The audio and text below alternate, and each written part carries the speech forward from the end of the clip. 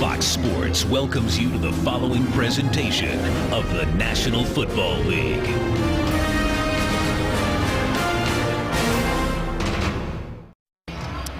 Back in Detroit before we get started, downstairs to Goose. Coach, Monday night, Ford Field was electrified with this crowd noise. What are you expecting out of this crowd today? About the same thing. I think San Fran's expecting the same thing. They just deferred the kickoff. They don't want to go out there on offense right away with this crowd. All right, well, you're on defense, and you look like you have a smile on your face. Let's go. All right, good luck, Coach. Thanks. Back to you guys. All right, thanks, Goose. Jim Schwartz in his third season as Lions head coach. Lions have won their last 9 regular season games, 4 last year, 5-0 this season. And I think the San Francisco 49ers are very confident coming into this building and talking about the noise. They play in Seattle every season. They say Seattle is the loudest stadium in the NFL. They felt that last Monday night divisional game, first Monday night game in 10 years, this crowd was going to be electric. They're not expecting this crowd to be as loud as they were Monday night this afternoon. Well, Jim Schwartz broke the news.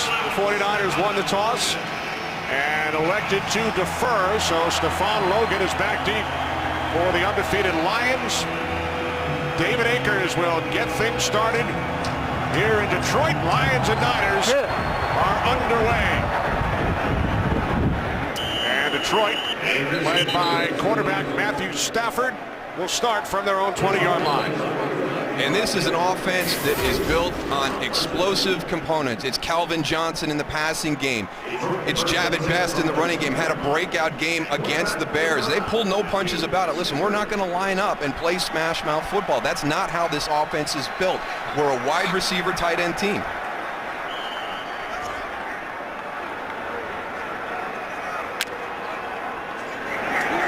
Lions coming off the 24-13 Monday night win here over the Chicago Bears. Looking to maintain their perfect record here today against San Francisco.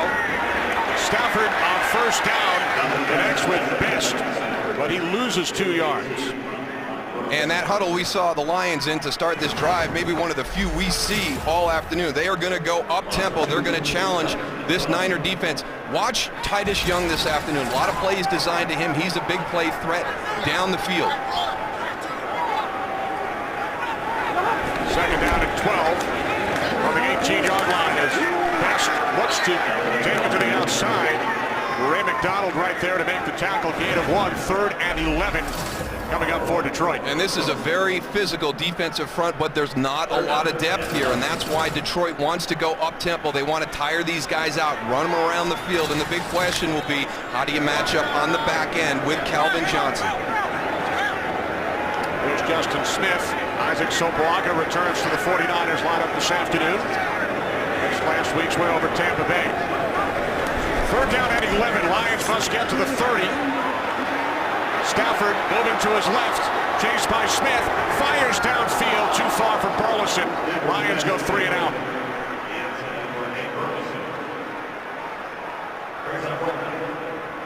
And it's going to be interesting to see how San Francisco changes this up during the course of the day. Look at everybody back in coverage. There's your bunch look. You've got 5 defenders there. Reading the releases on the bunch. You're only rushing 3 defenders. There's your first example of how they're going to challenge this Lions offense down the field. Ryan Donahue, rookie out of Iowa, back at his own 5-yard line. Ted Ginn Jr., always a threat. Back deep for San Francisco.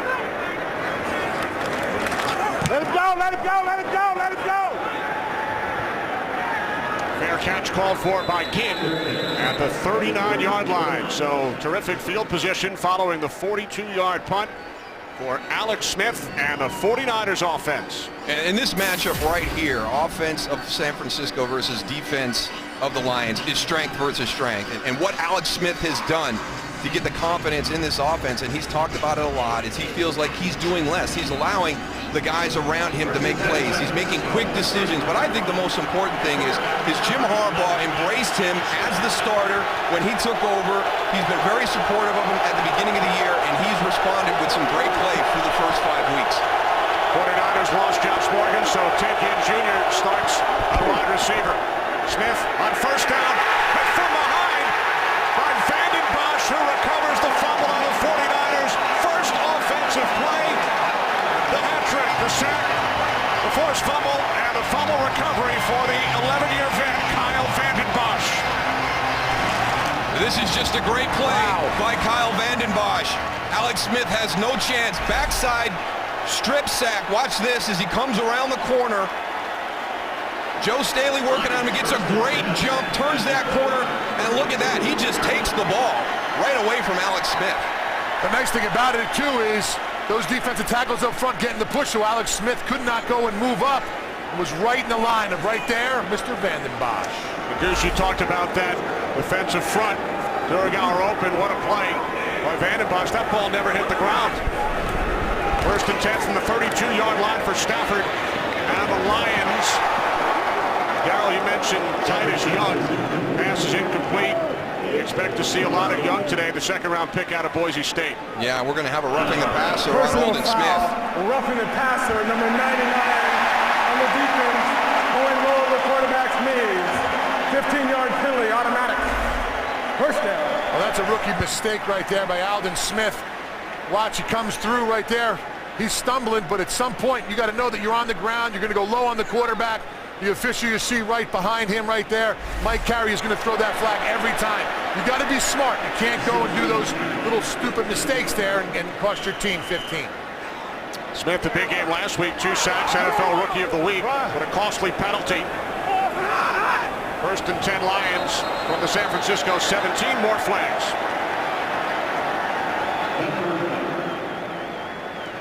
There's the young guy having a tough start right now, Aldon Smith. Neutral zone infraction, defense number 99. 5-yard penalty, still first down, 5 yards to go. We started this broadcast talking about the San Francisco 49ers being a team that does not make the mistakes that beats themselves, and they've started this game making critical mistakes. The turnover, now a couple of penalties on their defense, not being prepared for this environment. So Aldon Smith flagged twice from the 12. Stafford steps up. He's inside the 10, the 5, and finally tackled at the 3 by Deshaun Goldson, gain of 9. I don't know, Moose. Stafford better go and make sure he has that ball control. Yeah, I thought, you know what, Tony, it looked like it was going to come out right there at the end, but that's a component to Matthew Stafford's game we don't see a lot, but that was a nice run. Good decision, made it quick, got out there. Some good open field running by Matthew Stafford. Well, you're right, Darryl. Coming into this game, 5 carries this season for Stafford, no yards. He gained 9.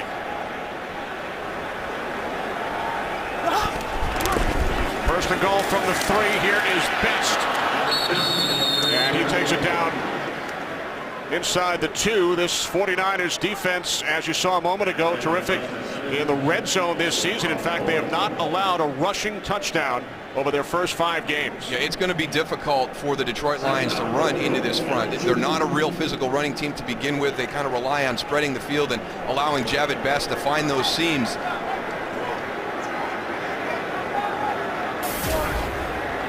Second and goal. Calvin Johnson in motion.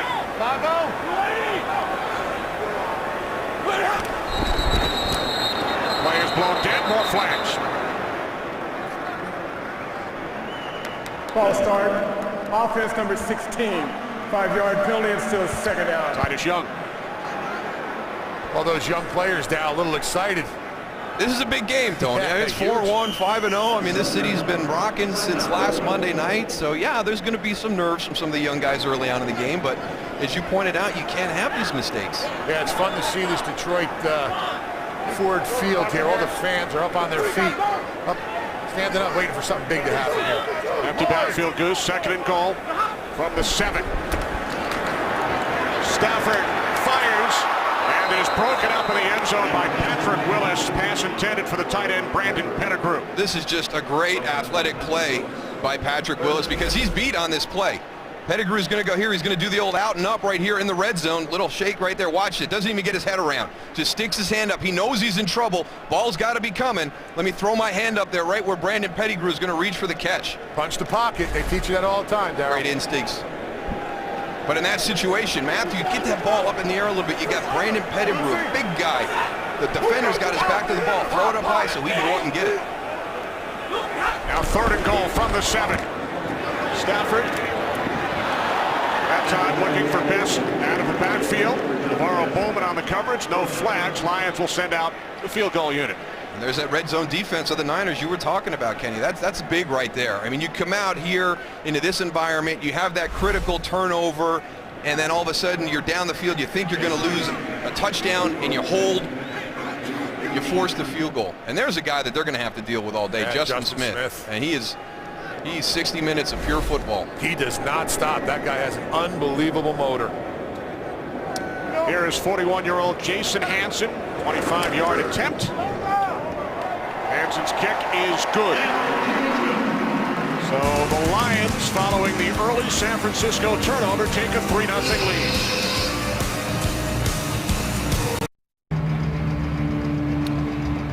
Lions take an early 3-0 lead. Both of these teams have been terrific as far as protecting the football this season.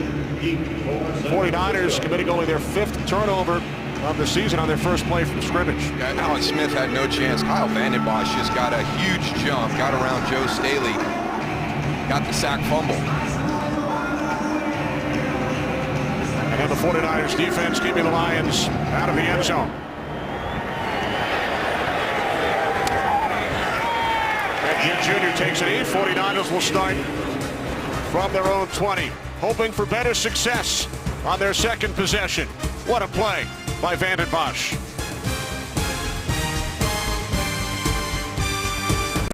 This game on Fox is sponsored by Bud Light, the official beer sponsor of the NFL. Here we go.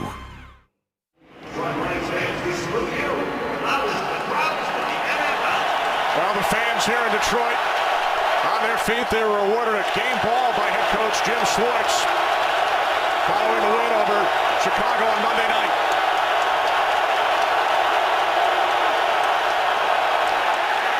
Trying to get another one right now, Kenny. Bears committed 9 false starts here on Monday. False start. Offense finished 46. 5-yard penalty. There's one. It's not only the noise level inside the stadium, but you're already watching these guys on film, and you know how quick they are, so you're already concerned about it from the start. And especially on the edges, you're the farthest ones removed from the quarterback. That's where the speed comes in, whether it's Cliff Averill or Kyle Vanden Bosch. You're already nervous about their speed getting up the field. It'd be interesting to talk to San Francisco after the game and still see if they think Seattle's the loudest stadium in the NFL. Wow.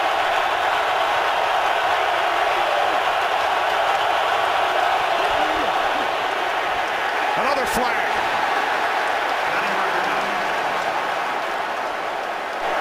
False start. Offense finished 76. 5-yard penalty still close. Anthony Davis. It's every time they go offsides, it's getting louder and louder. What was pretty funny is Mike Carey, the referee, for him to call the penalty, had to blow the whistle 4 or 5 times after the play. The bad thing about this, Tony, is you can't simplify it and go on a quick count because you're playing into the hands of the speed of that defensive front. San Francisco has got to be able to find a way to work through this and be able to vary that cadence, even when it gets loud. 49ers have run 1 play. They've committed a turnover and 2 false starts. Gore up the middle, not much.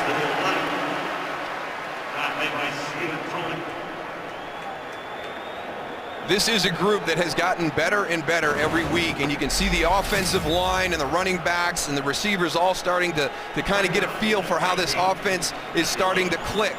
And it's the group up front that makes this thing go. I mean, last week over 200 yards rushing, 131 of those in the second half versus Tampa Bay, no sacks. They got to rise up this afternoon. Empty backfield, second down and 19. Smith's pass through the hands of Ted Ginn Jr. And Tony talked about this group at the top, the underrated Corey Williams, but they've got 4 guys behind that they're going to roll through. This offensive line of San Francisco is going to be having fresh bodies come at them all afternoon, backed up by a very strong linebacker level. You'll see Louis Delmas down in the box, creating that 8th man the majority of the game, trying to shut this San Francisco run game down.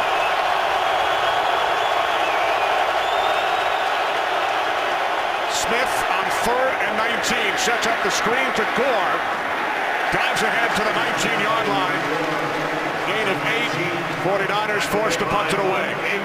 You know, it's really nice watching Ndamukong Suh and the rest of the defensive linemen running downfield and helping out on that play. That's one thing you'll see from both of these defenses. They run to the ball, period. So the Lions, who forced a turnover on the first San Francisco drive, force a 3-and-out, which included 2 false start penalties. Andy Lee punted only once last week in the win over Tampa. Fair catch is called for by Logan at the 33-yard line, with the Lions leading 3-0. Calvin Johnson and the Detroit offense next. This game is sponsored by the Ford F-150, the only truck available with EcoBoost, by Verizon 4G LTE, America's fastest, most reliable 4G network, and by Chase. Don't get shortchanged. Get your cash back with Chase Freedom. The Detroit Lions 5-0 for the first time since 1956, leading the 49ers 3-0. Lions will start from their own 33-yard line. Jim Harbaugh back in Michigan. Great career at the University of Michigan for Jim. I tell you, he's been working the officials since this game started.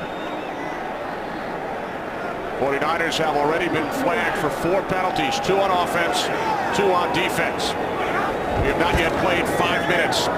Inside handoff to Best. And we will check in with Kurt Menefee, our first game break of the day. Kurt? And our first game break of the day involves New York Giants and Buffalo Bills. Ahmad Bradshaw, 1-yard touchdown run, puts the Giants up 7-0, but Buffalo literally just scored. Huge run by Fred Jackson. It is now 7-6 pending the extra point.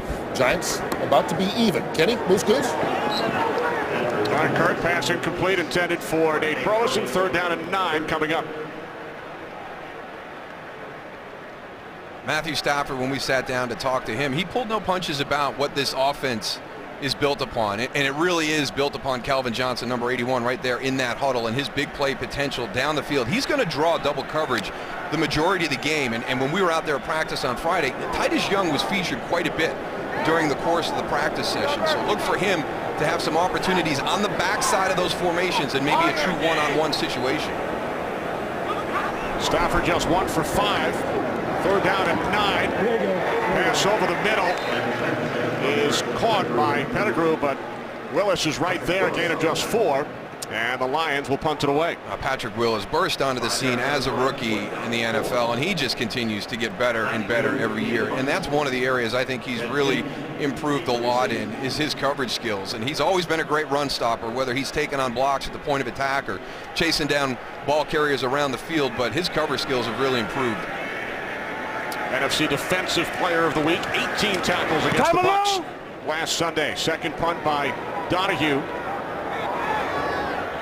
Again from the 14, out of bounds at the 25, 11 yards on the return. Frank Gore, the 49ers, when we come back. Welcome back, Kenny Albert, Darryl Johnston, Tony Siragusa. Lions leading the 49ers 3-0. Niners start from their own 25. Campbell Hunter in the backfield.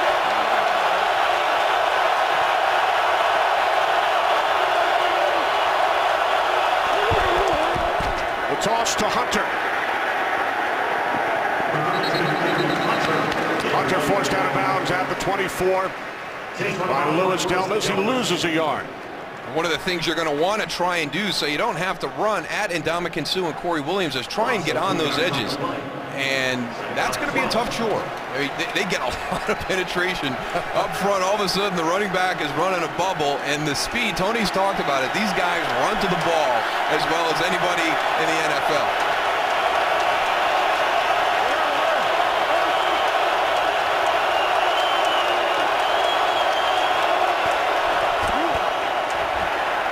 Smith on 2nd and 12.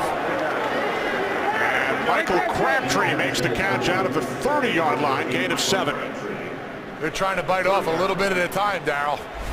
Yeah, absolutely, Goose. You got to get something positive going right now. I mean, this offense has really struggled at the start of this game. You know, start with small steps and try and create something positive. Don't try and grab it all in one big play.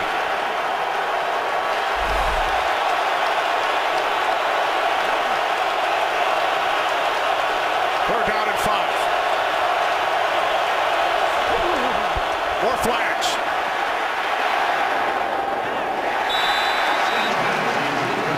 Pass intended for Ted Ginn Jr. Here's Mike Carey.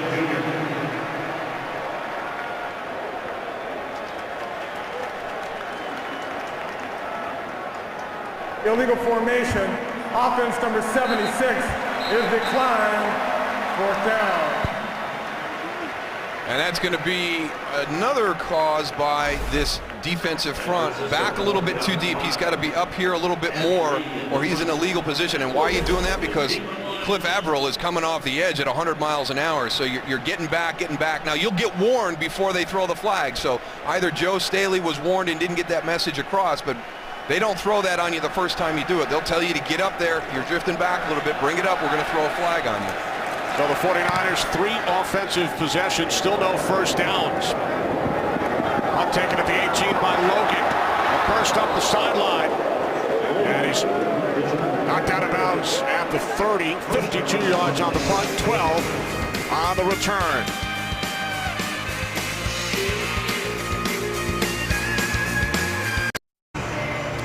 Well, Darryl, here you got the offensive line for the San Francisco 49ers trying to figure out, how do they slow down this defensive line for the Lions.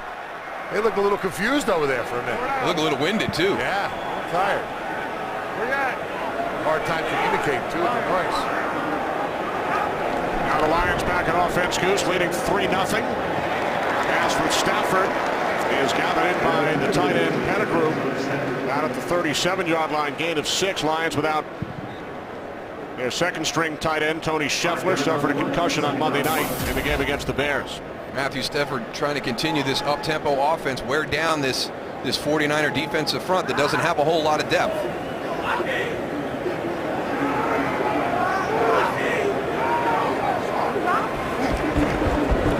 Inside handoff to Best on 2nd and 4. He picks up a first down and more.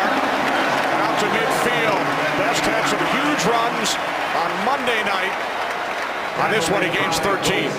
And Jim Schwartz told us we've got to continue to have these explosive runs for our offense. They are built on the pass, but here's your changeup. Jahvid Best, the thing that he does as well as anybody in the league right now is start, stop, change the direction. Just watch him. He can plant and get going in the other direction extremely quick. 1st and 10 from midfield. First catch today, number 300 of his career for Calvin Johnson. And he leans forward, picks up another Detroit first down to the San Francisco 39. That's one guy you really don't want running in your secondary here, Dal. Even one-on-one, here he comes across the formation. You do not want to give Calvin that much room to go and catch the ball. Well, that's the other thing about Calvin Johnson. We talk about him down the field. We've seen how many great athletic catches he has going up in traffic, but right there, the ability to find his way underneath, use the other routes coming across to rub guys off and get open on the other side. From the 39, it's Pettigrew. Winner the tackle, we head to Curtin. Considering no team has ever started 1-5 and made the playoffs, this is a huge game for the Eagles. And Brent Selleck and Michael Vick making sure they get off to a good start. They lead us 7-0 right now in Washington in the first quarter. Kenny Moose and Goose. Thanks, Kurt. Philadelphia looking to end that 4-game losing streak. 2nd down and 6 for the Lions from the 35-yard line. 4 straight completions for Stafford.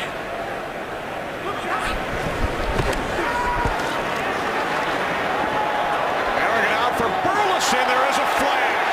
Carlos Rogers on the coverage.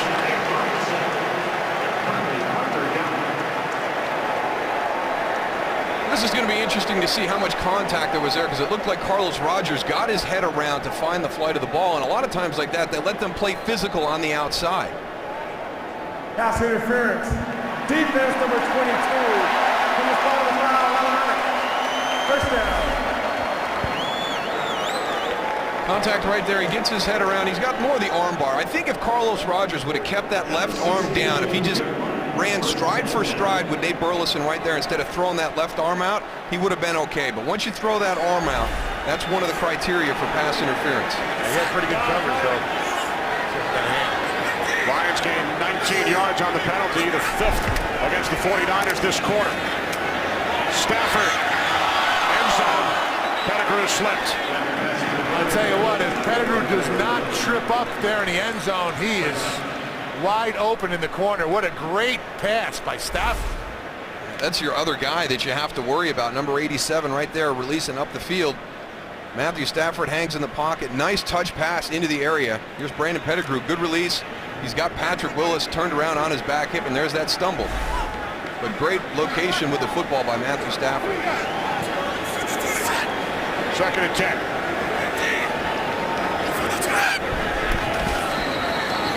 And the play is blown dead. Movement prior to the snap. False start.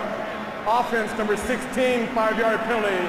Still 2nd down. Titus Young, his 2nd penalty today. Well, I tell you what, Titus Young may have some plays designed for him, but if he doesn't stop creating these silly little penalties down here in the red zone, he's going to find himself on the bench with somebody else on the field having his opportunities. Because really, that opening drive when they forced to settle for a field goal, that was a big penalty that he had down at the 2-yard line. You can't make mistakes in the red zone. Stafford on 2nd and 15. Again, a nice tackle by Bowman as Pettigrew makes his 4th catch of the day. So the Lions now facing a 3rd down and 10 from the 16-yard line. That defensive line for the 49ers, they don't do much rotating, I'll tell you that now. No, they don't have the numbers. Majority of the time. Justin Smith just keeps coming. Stafford on 3rd and 10, fires, end zone, and Pettigrew had the ball stripped by Willis, and it is initially ruled an incompletion. Now the officials will get together, and they will talk about it. Well, I think we're going to be taking a look at this either way, because if they say incomplete, I'm sure you'll get a challenge, and if it's a touchdown, they're going to take a look at it anyways. It looks like when he was on the ground, I'm standing right under the goalpost, looked like the ball was already secured on top of him, and then it was swept away. Well, you got to go to the ground and complete the process of the catch, Tony. Right. And we all know, I mean, the rule really was emphasized. It is ruled a touchdown.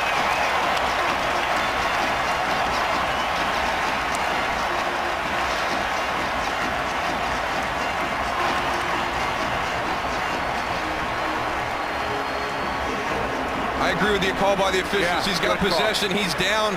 He's established the catch, gone to the ground with control. And then Patrick Willis will rip it out.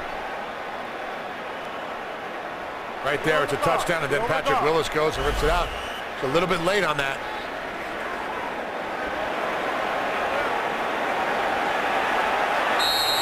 And remember, every scoring play is reviewed. The 49ers cannot challenge. That's a penalty. If a coach throws a challenge flag on a play that was ruled a score, that is a 15-yard unsportsmanlike conduct penalty, because every scoring play is automatically reviewed. Unsportsmanlike conduct on San Francisco, challenging a play that is not challengeable by the coaches. The 15-yard penalty we enforced on the kickoff. That's a new rule instituted prior to this season. All scoring plays are automatically reviewed. A coach cannot challenge. Jim Schwartz knew the rule.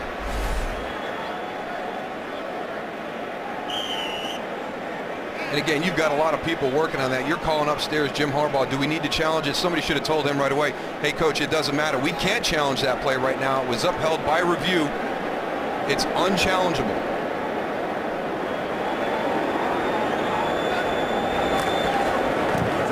Hanson adds the extra point. 10-0 Detroit. Well, we know this rule all too well because of Kelvin Johnson last year in the opener in Chicago, when what I thought everybody felt was a touchdown catch. We were introduced to going to the ground and completing the process. And this is what Brandon Pettigrew does. The ball's going to come out, but it's going to come out after he's completed the process of the catch. Goes up, competes for the ball, has possession on the ground. Now the ball is stripped by Patrick Willis. Tell you what, great catch and great protection by Patrick Willis. And he does exactly what you're supposed to do, punch the pocket. We talked about that earlier. Just doesn't get the ball out. Pettigrew does a great job of bringing it down and keeping it and getting the score. And the big thing, Tony, is they've got Brandon Pettigrew and Calvin Johnson, working that red zone. Those are two big athletic receivers that are going to create matchup problems for San Francisco when they get down there.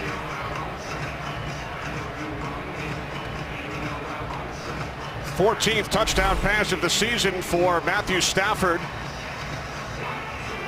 which ties Aaron Rodgers and Tom Brady for the league lead. They got to give a little credit also to the officials for calling that. We get to see it in replay and super slow-mo, but they did a great job of correcting themselves and calling that a touchdown. And a great job, Goose, by getting together and talking about it. Morris Cheek, the side judge, Kirk Dornan, the back judge, and Mike Carey. Lions kick off from the 50 following the unsportsmanlike conduct penalty. It is a touchback, so the 49ers will start from their own 20. Coming up following the Lions and the Niners, America's Game of the Week. Game 2 of our Fox doubleheader, the Dallas Cowboys and the New England Patriots. Dallas Cowboys had to sit on that heartbreaking loss to the Detroit Lions because they had their bye week last week, so we'll see how they come out and play later this afternoon. Big first quarter for Pettigrew. Now defensively, some changes up front. Lions rotate 8. There is Nick Fairley, a rookie first-round pick out of Auburn, who made his NFL debut on Monday after missing the first 4 due to a foot injury. This is Michael Crabtree, and he takes it out to the 25-yard line, gain of 5. And this offense has got to get something positive on this drive, not only for their own confidence, but they have got to give their defense a break. They have been on the field a ton here in the early part of this game. We've talked about the depth in that defensive line and the linebackers. The Lions want to go up-tempo. They want to tire them out. This offense has got to do their share by staying on the field and letting these guys catch their breath. Lions have run twice as many plays as the Niners. Second down and 5. The handoff to Frank Gore. Nice cut. And he picks up a first down. It's the first down for the 49ers. Gore out to the 39-yard line. He picks up 14.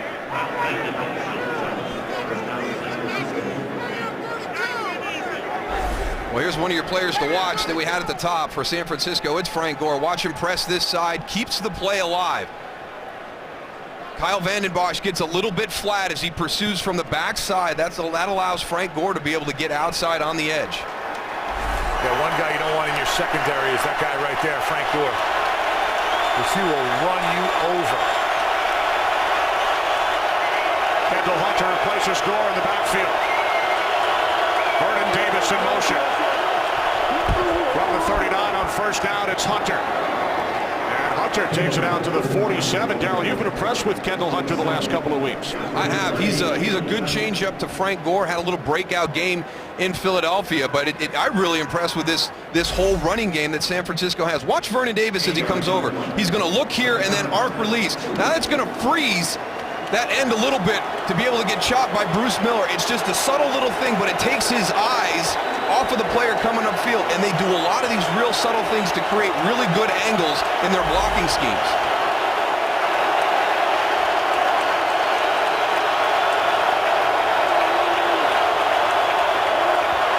Second down and 2. More flags. Ball start. Offense number 49. 5-yard penalty is still second down. Second time Miller has been flagged. It's the 3rd San Francisco false start. Looks like all the rookies in this game are at least getting one flag, Darryl. There goes your fullback, number 49. You watch him come across. Now, he cannot make any attempt towards the line of scrimmage. Right there, he's offsides. You've never done that, right, Darryl? I got caught once or twice, Bruce.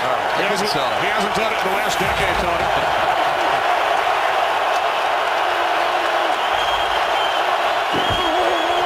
Smith on 2nd and 7. Able to get rid of it to Crabtree. Three Lions surround him, and he's tackled at the 46-yard line after picking up 4. All right, Michael Crabtree, when you catch the ball against the Detroit Lions, you cannot stop and try and look for somewhere to go because you have everybody running after you. Just catch the ball, get north and south, get what you can. Huge third down right here for the 49ers to keep this drive going.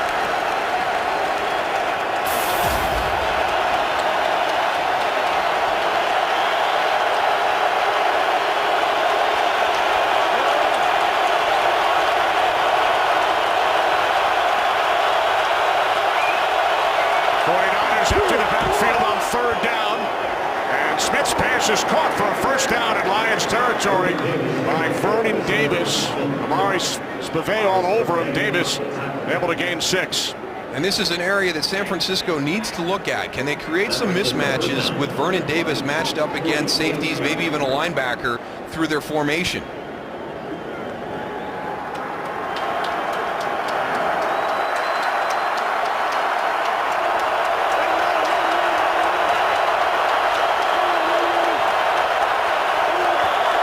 Detroit 48. Gore up the middle. First down and more. And Frank Gore is going to take it down inside the 2-yard line. Gore gains 46. This was the other way that they wanted to attack this front. They're going to try and get on the edge, or they were going to try and quick hit him right up the middle. Once you get this guy down inside, you've created a big hole. Wham that guy, get your other offensive lineman right up onto the linebackers right away. It's a play we saw very successfully run against the Philadelphia Eagles, and the Detroit Lions play a similar style of that wide 9 technique that Philadelphia plays. So there's one of the plays that was effective in Philadelphia, and it hits big again here in Detroit. Sopoaga in the backfield. First and goal from the 1. And it is taken close to the goal line by Dixon. Anthony Dixon, only his 4th carry of the season. 49ers had their nose tackle Isaac Sopoaga in the backfield, which we have seen earlier this year. Time has run down in the first quarter, with the Detroit Lions leading the San Francisco 49ers 10-0. We start the second quarter in Detroit. Lions lead 10-0. Second and goal for the 49ers from inside the 1. They send in Alex Boone, number 75, as an extra blocker. There's Gunther Cunningham, defensive coordinator. Split backs, Gore and Dixon.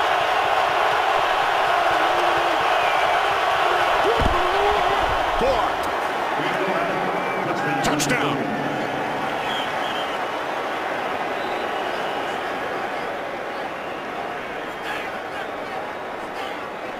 We talked about at the top how feisty, how nasty, and Ndamukong Suh, love the way he plays the game. He plays to the whistle, he plays hard, physical, but Anthony Davis is not going to put up with it either. I mean, this is going to be a battle all day long. They're going to brawl, they're going to fight. But what Suh can't do is let Anthony Davis take him out of the game, because he's worried about Anthony Davis rather than Frank Gore, who had the ball. We talked about it at the top. We went through the lineups. This is strength versus strength. When it's San Francisco's offensive line versus Detroit's defensive line, it is going to be fun to watch all afternoon. Akers adds the extra point. 4th touchdown of the season. Frank Gore, 49ers, pull to within 3.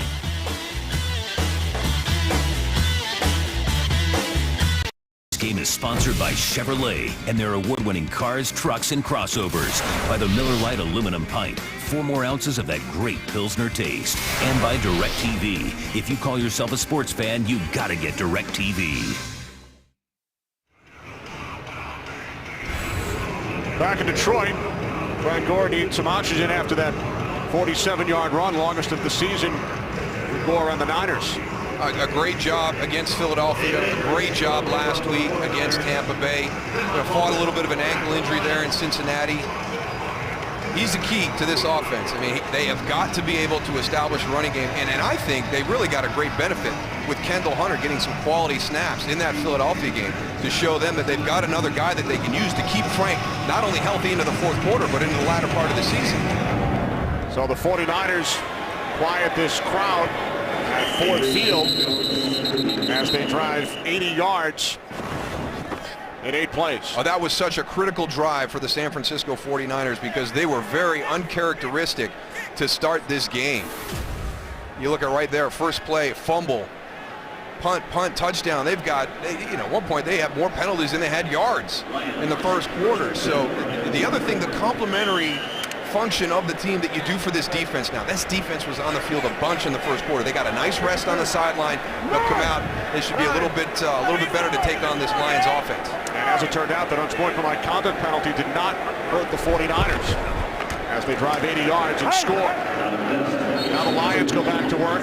Best gains a couple. Justin Smith made the tackle. You know, Darryl, we're seeing a lot of shotgun with Stafford and Javid Best back there, and they're trying to run the ball with Javid Best only at really 4 or 5 yards. I'd love for you to go and tell everybody, how hard is it for Javid Best to actually get some vision downfield and be able to go and run the ball only that short of a distance from the line of scrimmage? Now Stafford throws on 2nd and 8, complete to Burleson for a gain of 4. Anybody that can run single back run, I'm impressed with. Running single back run, I think, is hard. But now you talk about single back shotgun run, and they have to do that, Tony, because this offense is based on shotgun. So you've got to be able to keep the defense honest. But yeah, you make a great point. Javid Best right now, toes at 4. That's hard to run when you've got your toes at 4. Toes at 4 yards, and Stafford's pass incomplete, intended for Burleson. So the Lions go 3 and out. Again, we see flashes from this team. You see, points where they're just playing great football, and then they'll get into a little bit of a lull. There's a nice job by Ray McDonald right there, getting his hands up on that quick pass.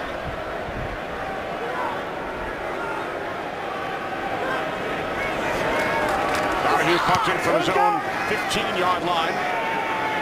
That's a great punt. Angled towards the sideline. Keeps it out of the hands of Ted Ginn Jr. Out of bounds at the 31. 44-yard punt by Donahue. No return. 49ers down by just 3. Maurice Scoble showing off them biceps. Matthew Stafford chatting with offensive coordinator Scott Linehan. 49ers offense back out on the field. 1st and 10 from their own 31-yard line. Kendall Hunter in the backfield.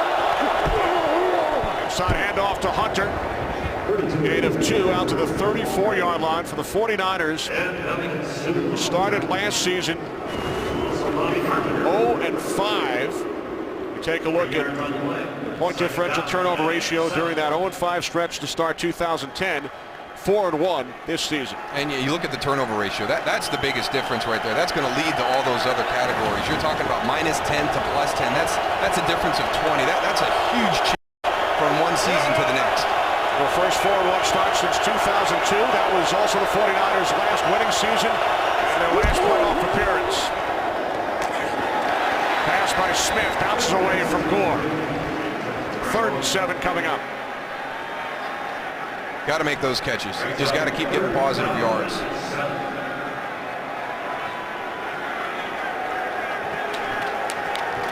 '49ers with 4 first downs all during that last drive. 3rd down and 7.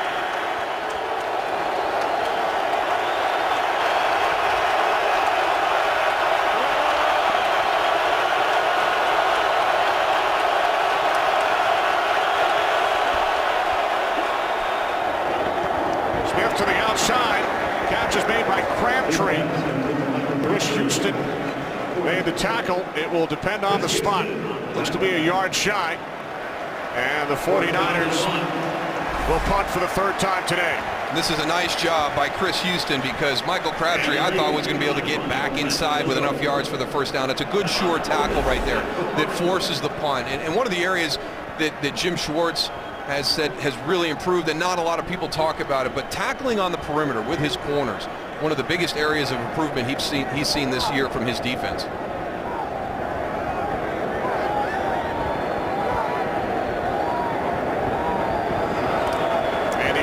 punting from his own 30-yard line. But a little too much on it. So the Lions will start from their own 20, a 60-yard punt by Lee. Well, Darryl, I know you were excited when the Texas Rangers clinched their second straight American League pennant last night with their win over the Tigers. Rangers take the series in 6, and the World Series will get underway on Fox this Wednesday. The Rangers will face either the Milwaukee Brewers or the St. Louis Cardinals. Texas looking for their first ever World Championship. Legends are born in October. Game 1 of the World Series Wednesday, 7:30 Eastern, 4:30 Pacific, only on Fox. There were some great games, though, in the Texas Ranger Detroit Tiger ALCS. And last night's game was really the only one that kind of got away from either side. First and 10 from the 20-yard line. Stafford, who grew up in the Dallas area, complete with Calvin Johnson. We met with Matthew on Friday, so series obviously was not over, and he told us I'll be happy either way, whichever team wins. My hometown Texas Rangers or his adopted hometown, the Detroit Tigers. They got to him. He converted. He's a Tigers fan. He just wouldn't tell us. All you had to do was look at his hat. Second down and 2.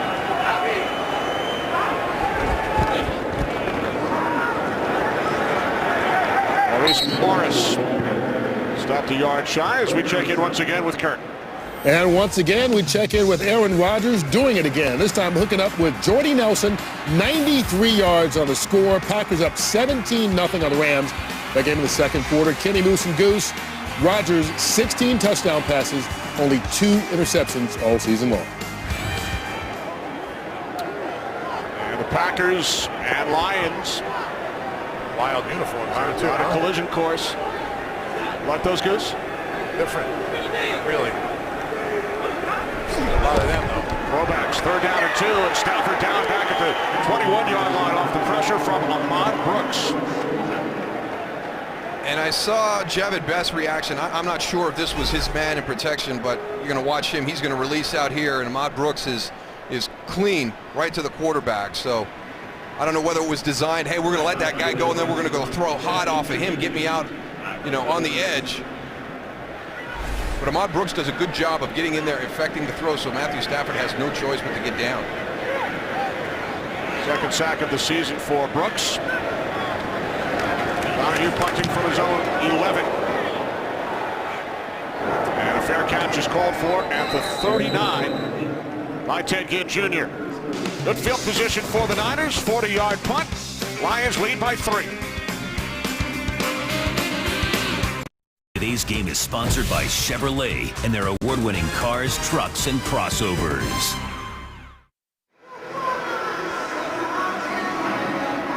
Back in Detroit, Lions lead the 49ers 10-7. 49ers quieted this crowd a bit during their 8-play, 80-yard touchdown drive. San Francisco starting from their own 39. Up through the backfield. Smith looked to throw on first down, and the catch is made by Michael Crabtree. Crabtree, his 5th catch today. He's been featured with Josh Morgan out with the broken ankle suffered last week. He's working the underneath part of these routes, and Alex Smith is doing a great job of making quick decisions and getting the ball out fast. He knows how much pressure that front can generate. So take what's there. It's just a little shallow cross right there. You're pushing Vernon Davis down the field to open it up a little bit. Don't hold it and wait for something big to happen. Take what the defense gives you. Crabtree picked up 10 out of San Francisco, first down. For the long back from the 49. Smith downfield, Crabtree, and it is broken up by Chris Houston. No flags. Those are the opportunities you're looking for. True one-on-one coverage to the outside. The safety's not going to be able to get there in time. Michael Crabtree's got to be able to get up and make that catch. Don't continue to run. Stop, elevate, and make that catch.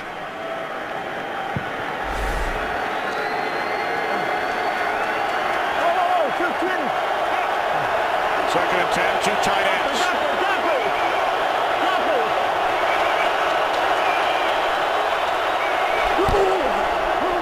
Inside handoff to Gore. into Lions territory to the Detroit 48. Your gains 3. That's the thing you have to be alert for on defense. San Francisco will run the ball at any point. They'll run in third and long. You have to be ready for this running game of the San Francisco 49ers at any down and distance.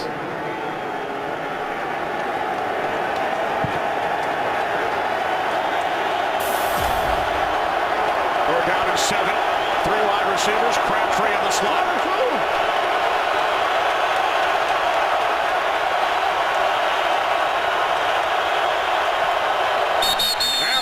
Blown down. False start. Offense number 74. 5-yard penalty is to third down. That's the left tackle, Joe Staley. Grew up about 2 hours from Detroit, Grand Rapids. 4th San Francisco false start. Well, you've got the pressure coming into your face and everything, so that makes it even harder. You got the crowd noise. You're out there at left tackle. 3 guys running straight at you. Jim Harbaugh felt like somebody else moved. 3rd down and 12.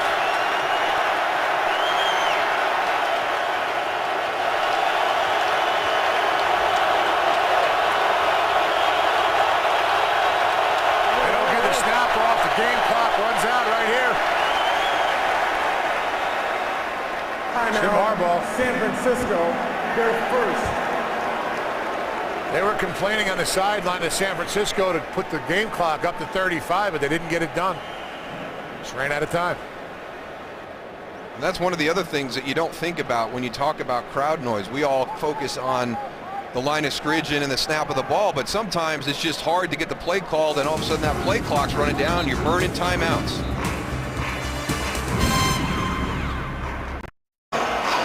'49ers facing a 3rd down and 12 following the timeout, trailing the Lions by 3. Well, like you said earlier, Dal, you don't know.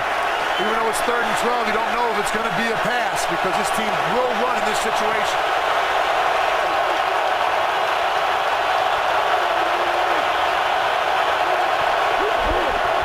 This time Smith looking to throw, rolling to his right. He escapes.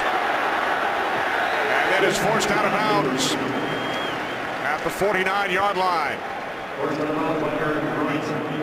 Well, here's one of the things that'll really help you when you've got such an aggressive front. Move the pocket. Come out here, get out to the outside. Watch Frank Gore 21 come backside. Chop down Kyle Vanden Bosch. You're moving the pocket. Bruce Miller's got to do a better job on Cliff Averill. But now the problem is it's just a 2-man route. So when you can rush 4 and drop 7, it's going to be hard to find one of those 2 guys open with 7 guys covering. A good thing he didn't throw it to Michael Crabtree because it looked like he stepped out of bounds there. Lee punting for the 4th time. Fair catch called for by Logan at the 11 with just under 8 minutes remaining, 2nd quarter. Here in Detroit, well, Fox, tonight things get intense on an all-new The X Factor as the talent mentoring the performances continue at the judges' homes. Will your favorites make the cut? Find out on The X Factor. All new tonight following football at 8, 7 Central right here on Fox.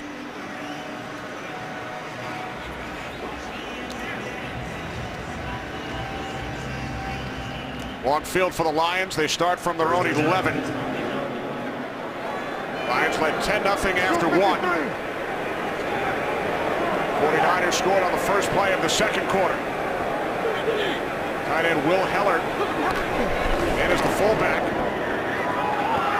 As Stafford is looking for Calvin Johnson, did a 360. Terrell Brown on the coverage. Quite a bit of confidence with this 49ers defense. You know, we haven't seen anything really special done to Calvin Johnson on the outside. It's Terrell Brown. You're going to have a little bit of safety help here over the top, but that's one of those situations that you've seen Matthew Stafford and Calvin Johnson do a great job. That little back shoulder throw in that situation where it's a true one-on-one. Johnson with only 2 catches so far today.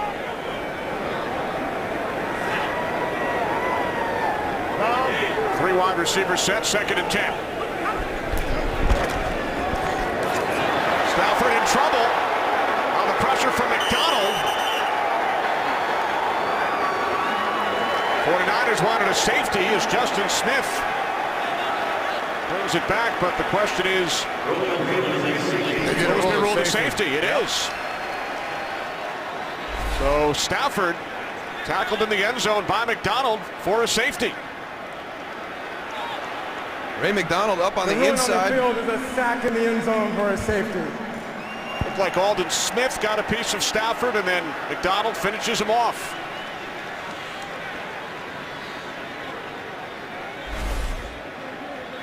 Ray McDonald do it when he got there.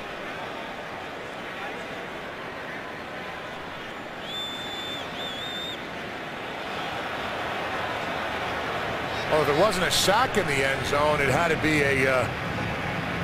There was no one in the vicinity when they threw the ball out, so it'd be intentional grounding. Ray McDonald here, Aldon Smith here on your pressure. So Mike Carey checking his pager.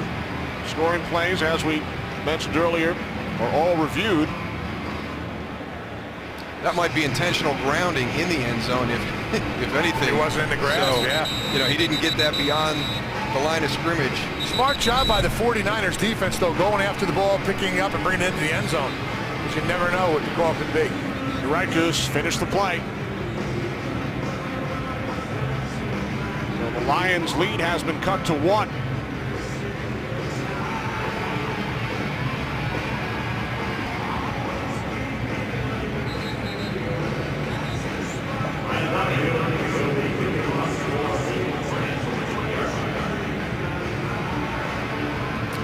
They took a look at it upstairs, and call on the field of safety has been confirmed. I'll tell you, San Francisco has done a great job weathering the storm here at the beginning of this game. This stadium was electric. The Lions came out flying, and they're in that lull right now. They're in that time where things just don't click for them. They've had them in every game this season. Detroit, their first, a 30-second timeout. So the Lions use a timeout prior to the free kick. Yeah. Jim Schwartz wondering if Mike Carey received word from upstairs via the buzzer following the safety. And we saw him with the pager taking a look at it, and I don't think Jim Schwartz saw that. Now remember, Jim cannot challenge. You learned that lesson earlier when Jim Harbaugh was called for unsportsmanlike conduct after throwing the red flag, challenging the scoring play. Jim Schwartz wanted an explanation, so what does he do? He uses a timeout. Now that being able to be called a sack would have to be the quarterback in the grasp, correct? It's one of those things you don't think about it, Goose. You probably think about the touchdowns and everything, but every scoring play is going to be reviewed, and that's that includes the safety as well. And Jim Schwartz came over to Mike Carey just to make sure he got buzzed down from up above that the call on the field stood. It would be a lot easier if they did have like a big red light somewhere in the stadium, so everybody would be able to see it that it was being confirmed. We can get that put in next year, Darryl. Make a call, will you?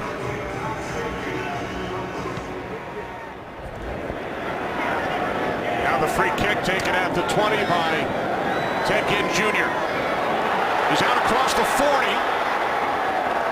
Takes it into Lions territory. So a big return by Ted Ginn Jr. of 32 yards. And just to clean up the last play, the safety and the booth review, we'll bring in our NFL rules analyst, Mike Pereira. Mike, what did you see? Hey, there's only one thing that was reviewable on that play was the position of the ball. The grasp and control, that's progress, not reviewable. And the ball was in the end zone. It had broken the plane going in before he flicked it and tried to throw it forward. So that's the only thing they could look at upstairs, and he could look at it and confirm it. That's just like a touchdown. It's automatically reviewable by the replay official, and that's what he did. Thanks, Mike. And we saw Mike Carey as he checked his buzzer, received word from upstairs. It's now a one-point game as Smith and the 49ers start from the Lions 48. Here's Kendall Hunter, wrapped up by DeAndre Levy as he falls forward to the 44-yard line, a gain of 4. And with a little bit of help from Anthony Davis, so good hustle by Anthony Davis getting downfield, pushing that pile for Kendall Hunter. And again, I think what happened in Philadelphia is great for this team. Frank Gore had the bad ankle. Kendall Hunter took the majority of the snaps in the first half. Frank came in the second half. They found out a lot about Kendall Hunter that day. And that's going to serve the Niners offense well down the stretch this season. It'll keep Frank Gore healthy. Second down and 6.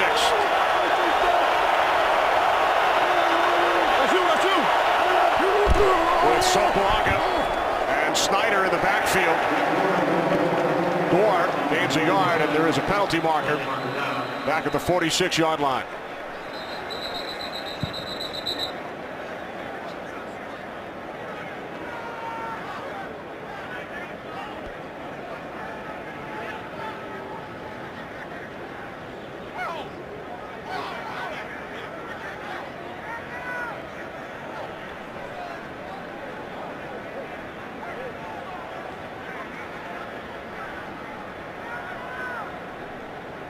Both sides, neither one of these lines are going to back down from each other. Detroit's defensive line, San Francisco's offensive line, they're all nasty. They are.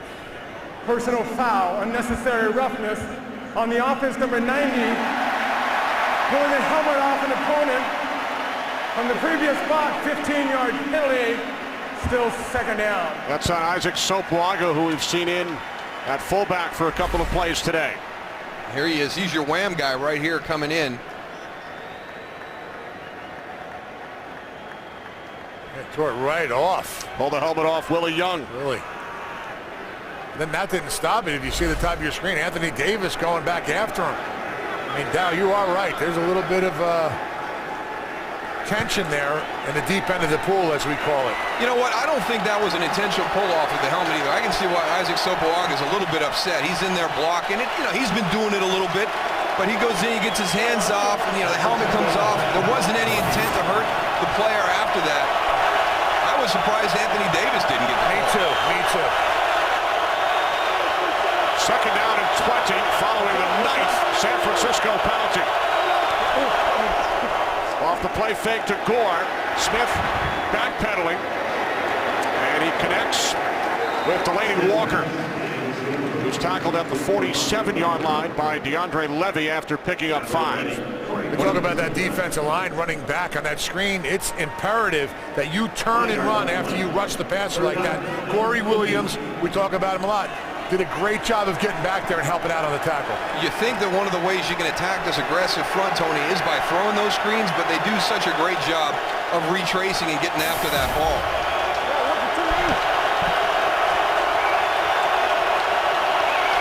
Third down and 15. They must get to the 38 of the Lions for a first down. Smith stays on his feet down at midfield on the contact from Bobby Carpenter. Alex Smith does a good job with all the pressure in his face to keep it on his feet, but the Lions are relentless in coming after him. You know, I think this is one of the things, too. He continues to move forward, and he's going to run with the ball at the end. At no point do I think Alex Smith wants to pull up, like right here. Okay, I got my balance. I'm going to pull up, and I'm going to try and find a guy downfield because he knows that everybody that's behind him is coming after him. Again, some of those smart style of play that he's implemented this season to reduce the turnovers.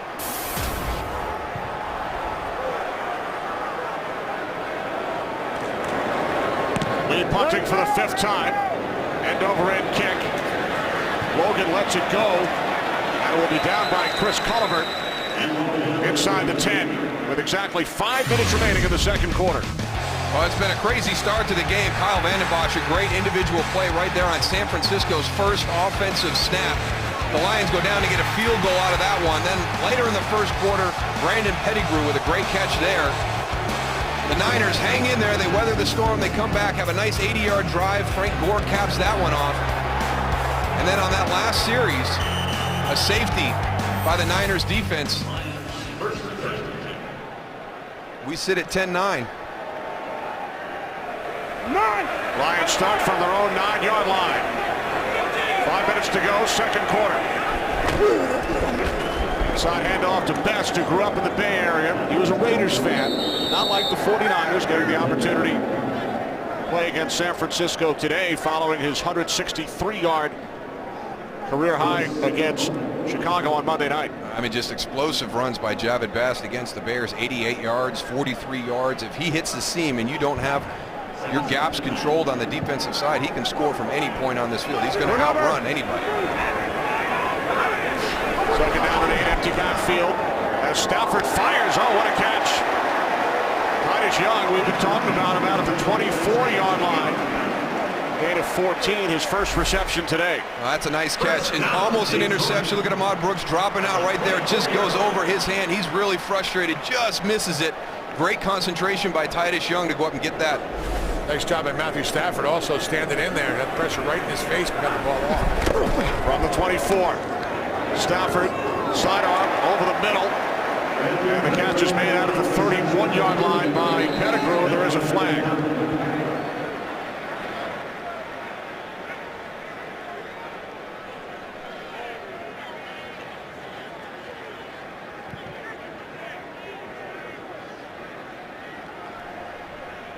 Holding defense number 53. 5-yard penalty from the previous spot. Automatic. First down. That's on Navarro Bowman, the 10th San Francisco penalty.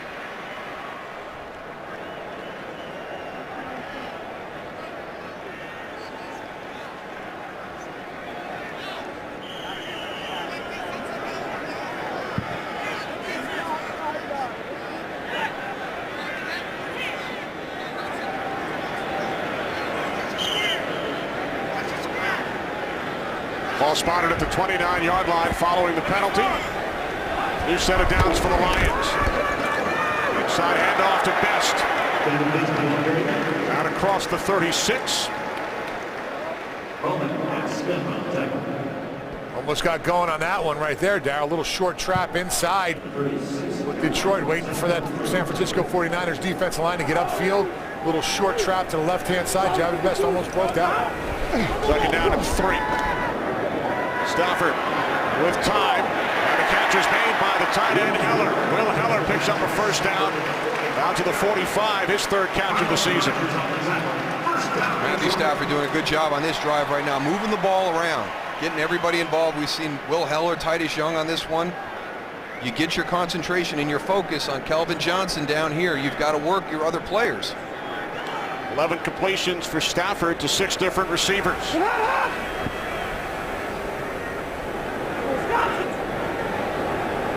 Come on, guys. Come on. From the 45, it's Javid Best. Into 49ers territory. Out of bounds at the 49. Good block by Jeff Backus on the outside right there, working against Justin Smith. He gets that edge, allows Javid Best to get around the corner. That's not an easy job. Justin Smith is a handful. 2 Ironmen, Backus, 166th consecutive start. Justin Smith, 161 in a row. On 2nd and 4, Calvin Johnson. Another first down for the Lions. Gain of 11 as we approach the 2-minute warning. Lions have 2 timeouts remaining. And Stafford will let the clock run down. So we hit the 2-minute warning in Detroit. When we come back, 1st and 10 for the Lions from the San Francisco 38-yard line. Detroit. 5-0 Lions lead the 4-1 49ers, 10-9. 1st and 10 for Detroit from the San Francisco 38. Empty backfield for the Lions. Stafford on first down, complete to Best. Takes it down to the 23-yard line, 15-yard pickup.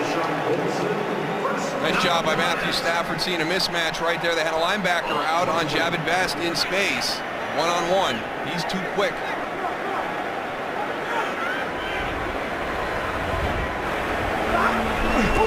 From the 23.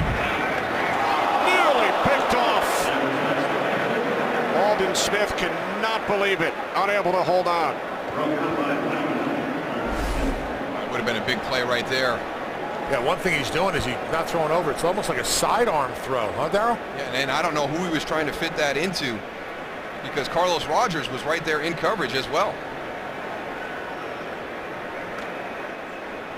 Got away with one right there.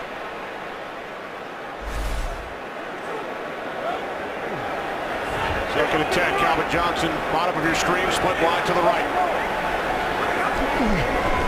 Off the fake handoff to Best. Stafford looking, now he throws, there's a flag. As the catch is made by Burleson at the San Francisco 8.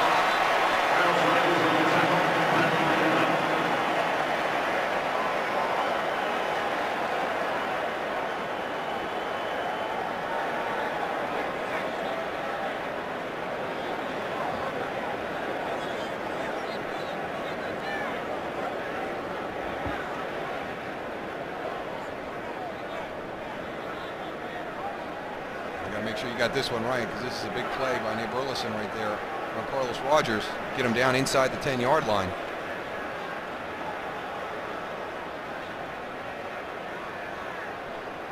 Chop block, personal foul, 87, went low on another player, had him high, 15-yard penalty, still third down. Second down. When you are engaged, you can't go down low. I don't think Gosder Charles was engaged. He's got Navarro Bowman there. He's moving out. What he did is he kind of gave him a shot, but he's moving out to get Navarro Bowman and makes contact with Ahmad Brooks. I don't think he was engaged with Ahmad Brooks on that play. When they huddled together, I thought they were going to pick the flag up. Scoop 53, Scoop 53, watch the game. Now the Lions backed up to the 38. Second down and 25. Off the play fake. Here is Best. Out of the backfield, chased down by Bowman at the 31-yard line, gain of 7. Good hustle by Navarro Bowman. Javid Best crosses the formation. He gets into protection. It's not necessarily a screen, but you're just sneaking him out the back door, trying to create some open space by him. Navarro Bowman hopefully gets caught up in all that junk as he crosses the field with him. So good job of his finding his way across that field. Under. Now third down and 17. Stafford's pass is caught, but Dante Whitner was right there to make the tackle on Pettigrew. Great recognition. Trust your instincts on that one. You're going to be able to find the offensive lineman. There's Dante Whitner right there in the middle of your screen. Watch everything, watch everything. Oh, the linemen are coming out. Let me get upfield. What a great finish on the tackle, too. You don't see many of those anymore. 49ers use their second timeout, stop the clock with 1 minute remaining, as the Lions send out the field goal unit, leading by 1. Coming up, the Visa halftime report with Kurt, Terry, Howie, Michael, and Jimmy. Giants taking on the Bills. Steelers all over the Jaguars. They'll have highlights, and the Fox Sports ticker will bring you all the latest stats. Visa halftime report coming up next. Terrific feature on these teams, these young head coaches, on our pregame show. Jim Schwartz and Jim Harbaugh. Yeah, a lot of discussion in the pregame show about this game. Jimmy Johnson had some interesting comments about them, and Howie Long, I liked his statement. Can San Francisco take that punch in the mouth? Detroit's going to come out and slug them, and they did that. They came out and they slugged San Francisco, and guess what? They took that punch, and they've hung in there. They've made some plays here in the second quarter. This will be a 52-yard attempt. Hansen is 3 for 3 from 50-plus this year. He's the NFL's all-time leader with 48 successful field goals from 50 or more yards out. So Hansen from 52, and this one is wide to the right. San Francisco is going to get a good spot on this now because it goes from the spot of the kick.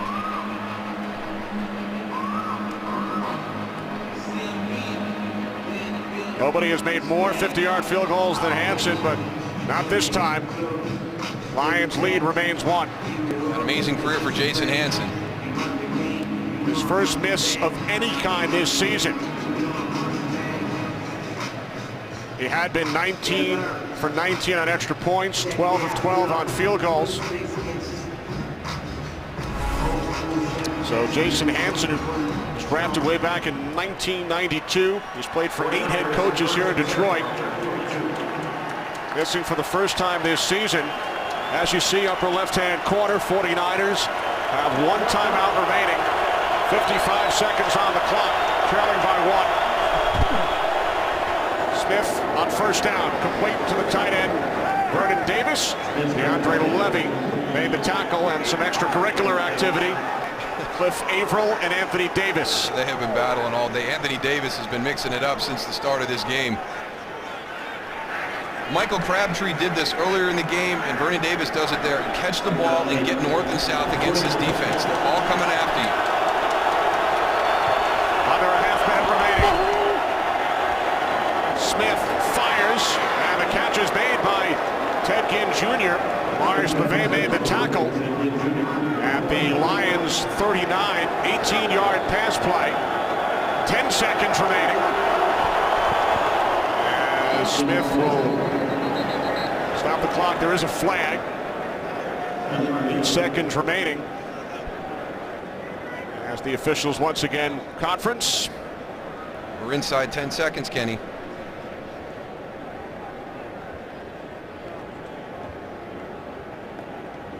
I thought Anthony Davis got up and got set. He was the last guy into the formation. I thought he got set. Illegal formation, offense, number 76. There will not be a 10-second runoff because the offense got set before the foul. Good explanation, as always, from Mike Carey. No 10-second runoff. 8 seconds remaining, and the 49ers still have that one timeout.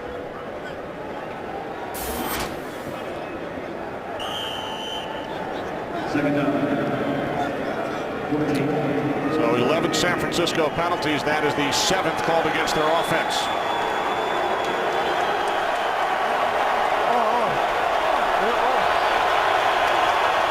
From the Lions 43.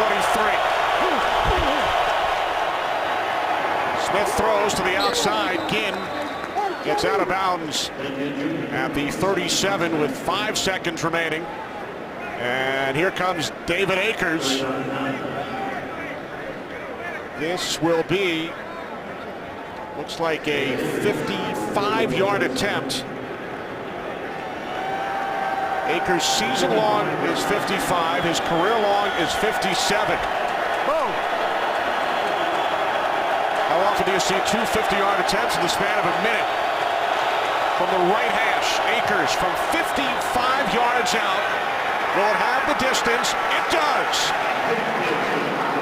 David Akers on the final play of the first half, connecting from 55 yards out, matching his season long. And the San Francisco 49ers take a 12-10 lead. Remember, the Lions have trailed at the half in each of their last.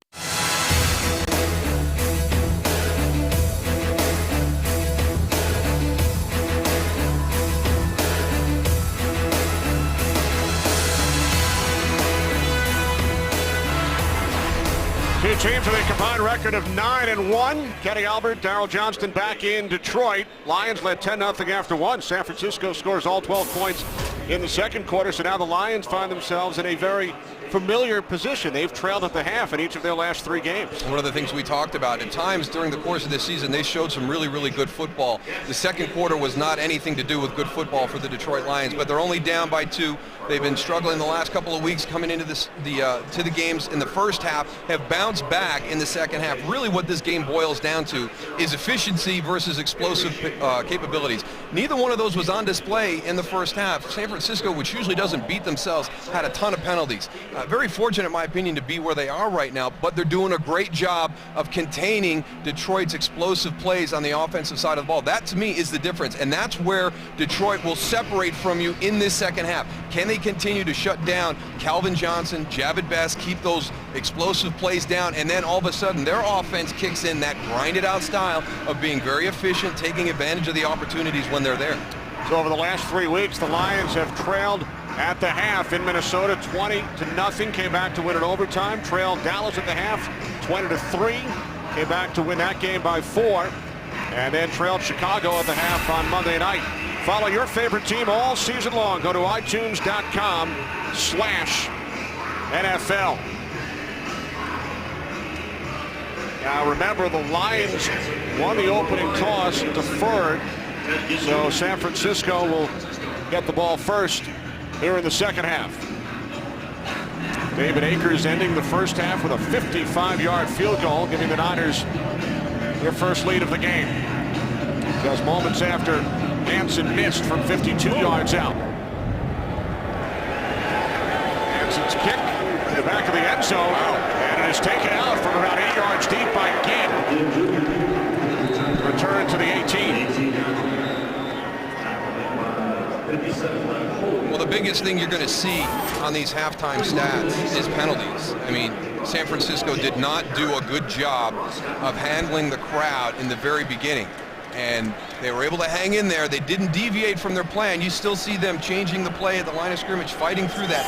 Can this crowd rebound again here in the third quarter? Make it as difficult as it was for San Francisco in the first quarter. Among the 11 San Francisco penalties, 4 false starts. First and 10 from the 18-yard line for Alex Smith and the Niners. Smith took a hit as he threw, pass intended for Gore, as we check in with Goose. Had a chance to talk to Jim Schwartz going in. One thing, he said, listen, we're not going to panic over anything, but he definitely wanted his offense to come back out and put some drives together. He said, one thing, we're having too many 3-and-outs. We got to go and get our defense off the field, get them a little bit of a break, come back out here in the second half, but we usually play our best ball, so we'll see what happens. Lions in the second half plus overtime. Goose have outscored their opponents by 86 points over their first 5 games. Inside handoff. Bruce Miller, the fullback.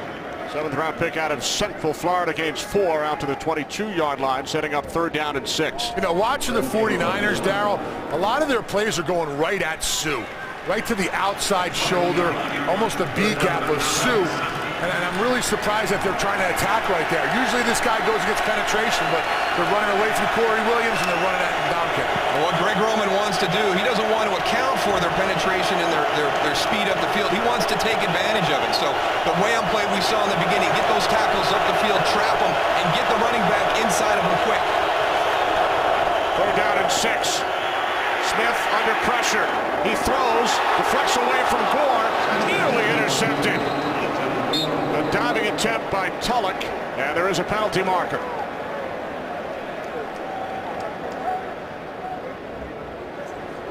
Holding. Offense number 68 is declined. 4th down. Adam Snyder, the guilty Niner. Penalty is declined. 49ers will punt. Well, Snyder does a good job right here as setting, but then he, much here at the end. No, I really didn't see much, huh? No, what he expected, Tony, he expected the ball to be out. So again, Ndamukong Suh is going to play to the whistle, and you have to play to the whistle. And what he did is he played till he thought the ball was out, and it wasn't. Little change up in the punt protection here by the Niners. Yeah, big spread. Lee punting from his own 12. Comes to Logan at the 28. Logan takes it up the middle, out across the 40, 13 yards on the return. 52-yard punt. Good field position for Matthew Stafford. Today's game on Fox is sponsored by Southwest Airlines. Find our fares online only at southwest.com. By End Time, October 28th, only in theaters. By Geico. 15 minutes could save you 15% or more on car insurance. And by Bud Light, the official beer sponsor of the NFL. Here we go. Detroit Lions took a 10-0 lead in the first quarter. They now trail 12-10. Calvin Johnson came into this game with 9 touchdown receptions over the first 5 games. 3 catches so far today. 2 tight ends for the Lions. They start from their own 40 to hand off to Best. Up the middle, gain of 1. Let's see home in the tackle. Goose. Let's see what Detroit does here right now. They're still staying in the no huddle, the kind of the hurry up mode. I'm not a fan of this. I think their plan is good. They want to challenge the depth of San Francisco, but I mean, right now, it's not like you're really pressing them. There's time to recover for the defense. I'd come out and try something different here in the third quarter. Let's huddle up and run plays. Stafford on 2nd and 8, just able to get rid of it, and Best with a big gain into 49ers territory. Down to the San Francisco 38 as Javid Best gains 21. Matthew Stafford does a nice job hanging in there. There's Javid Best in the slot.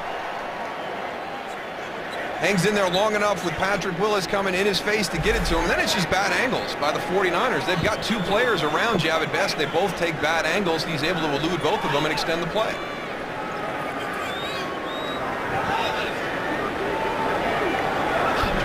Empty backfield from the 49ers 38-yard line. It's Best again. Inside the 20, the 10. And it's Dante Whitner who finally takes him down at the 6-yard line. Best gains 32.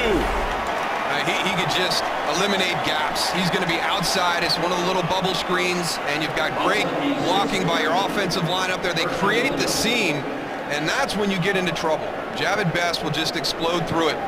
Look at them offensive linemen firing off there. Backus, Rob Sims, they're all downfield. That's why Javid Best went and had that beautiful run. That's 53 yards on back-to-back plays. Keelan Williams in the backfield, the former Redskin. Off the fake to Williams. Stafford chased by Justin Smith. Able to get rid of it. Pass intended for Nate Burleson. I'll tell you what, they tried with the play action right here, but none of those defensive linemen or linebackers bid on that. They just kept coming at Matt Stafford, and that's why he had that bad throw to the outside. Tough to go and fool Justin Smith, though. That's motor boy. He's just coming and coming and coming. He hasn't got a game yet. He's also taken a couple of trips to Pro Bowl the last 2 years. Hey, you got 53 out there. 2nd and goal from the 6.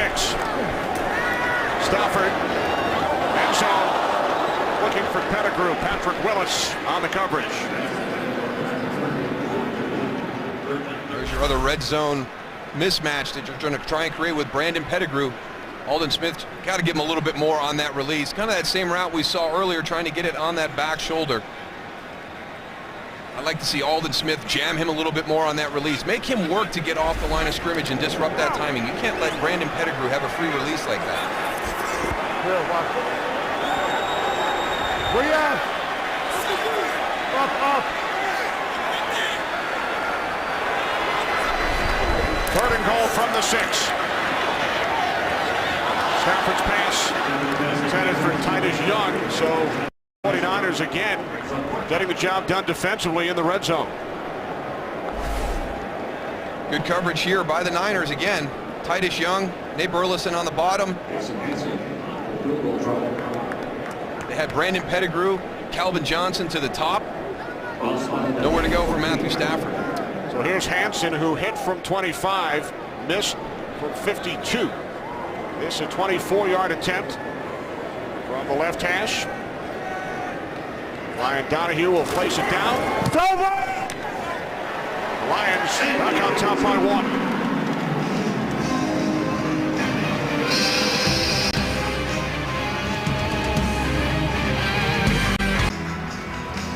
Jason Hansen, the only Detroit Lion remaining from their last playoff team back in 1999. His 2nd field goal has given the Lions a 1-point lead. He's had a fantastic career here for the Detroit Lions. Last week, 300 games for a single franchise. First in history to play in 300 games with one team. Today, number 301. It's about twice as many as I played. That's unbelievable.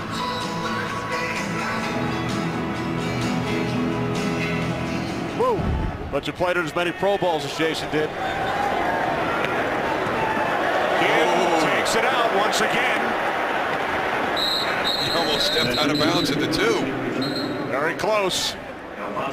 Brings it back out to the 20. Well, he took the one out to open the half from about 8 yards deep. His momentum's going to carry him as he slides a little bit. Uh-oh. Please get me back in bounds so I don't get yelled at. Slipping and sliding. Well, coming up this Wednesday, it's game 1 of the World Series. The Texas Rangers will take on the winner of the National League Championship Series between the Milwaukee Brewers and the St. Louis Cardinals. It all gets underway 7:30 Eastern, 4:30 Pacific this Wednesday on Fox with Joe Buck and Tim McCarver. Darrell, have you bought your son Aiden and Nelson Cruz jersey yet? I'm working on it. What a heck of a series he had. 6 home runs in the American League Championship Series. And how about that play by the San Francisco native, Eric Wright, on Frank Gore? He almost caught that ball coming on. He recognized this play and just took off. Frank Gore lines up out here on the left-hand side. Eric Wright, man, identified that right away. Alex Smith, I'm surprised he threw that ball. Loss of 3 on the play, Goose. Now second down and 13.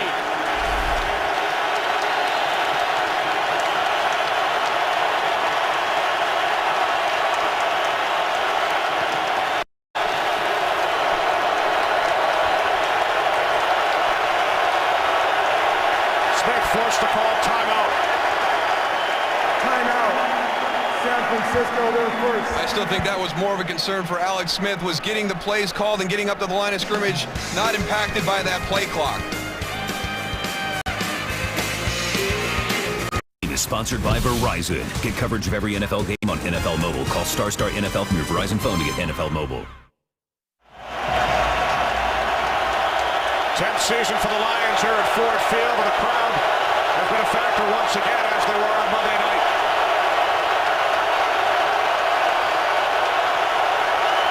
Second down and 13 following the San Francisco timeout. More flags.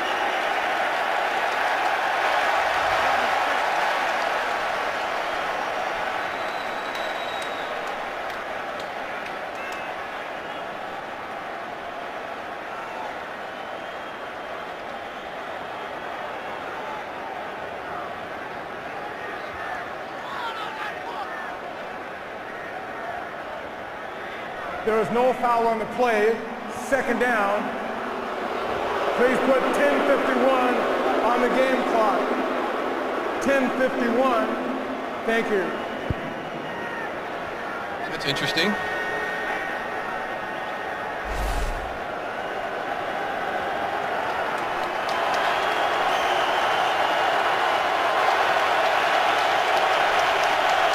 Play was blown dead. Officials got together. Pick up the flag. Second down and 13 again.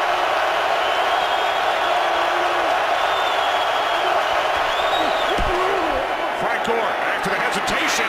Takes it across the 30. He's still going. Into Lions territory. Finally brought down from behind by Chris Houston. And there is a flag at the end of the play. That is the same exact play that they scored on in the first half. A short wham with a short motion from the tight end, coming down on Ndamukong Suh, right here. Coming down, boom, hitting Suh. Right there, good block by Delaney Walker. And there goes Frank Gore. 55 yards and then a flag. On the tackle, personal foul, horse collar, defense, 15 yards. Half the distance to the goal. First down. The horse collar, you grab the back of the jersey and you pull to the ground. Now, I understand where the horse collar came from. I watched Musa Smith have his leg broke. I've seen a lot of guys get injured by a horse collar tackle, and I think they have become too liberal with this rule. Yes, he did have the jersey and he did pull him down, but he was not even on the ground. The other rule was you pull the guy down and you slide underneath him. I don't agree with that call. I think they've become much too liberal with the definition of a horse collar tackle. So add on 15 yards to the 55-yard run by Frank Gore. From the 14, the toss to Kendall Hunter. Spivey makes the tackle. Gain of 1 as we bring in our rules analyst, Mike Pereira, once again. Mike, what did you see on that play rule to horse collar? Well, I think now here's the issue. It says you got to be inside the collar or the shoulder pads, but if it's close to the collar, you can actually call it. But that's not. This is not the type of tackle that puts a player at risk of injury, and I don't think you want to call that. That's going too far, as Moose says. So Mike and Darrell agree. Also think back to the Terrell Owens injury on the Roy Williams tackle. Second down and 9. Smith to Crabtree. Michael Crabtree touchdown. Did he break the plane before? Now they're calling it incomplete. Remember, there is no more force out rule. You got 1 foot down. You got the same foot down twice, I think, Kenny. That was a good call. I'm thinking touchdown. They've got incomplete. So the officials got together and it is ruled an incomplete pass. Not get both feet in. If you get the same foot down twice, does not matter. Must get both feet down in bounds. Now 3rd down and 9 from the Detroit 13.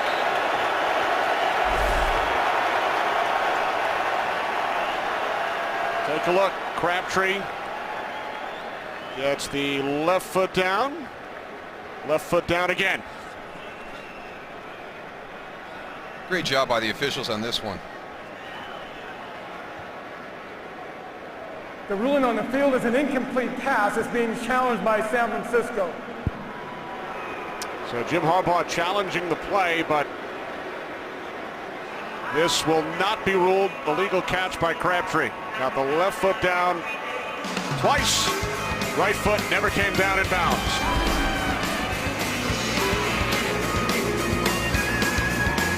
Jim Harbaugh has challenged the call on the field, which was incomplete pass. That call should stand. Here's Mike Carey. The ruling on the field is confirmed because in order to have a catch, the receiver must have both feet down in bounds.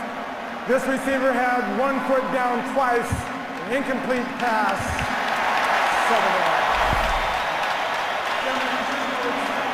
charged with their second team timeout. Crabtree got the left foot down twice. So Jim Harbaugh now 2 for 4 on challenges this season. He loses a timeout, so San Francisco only has 1 remaining.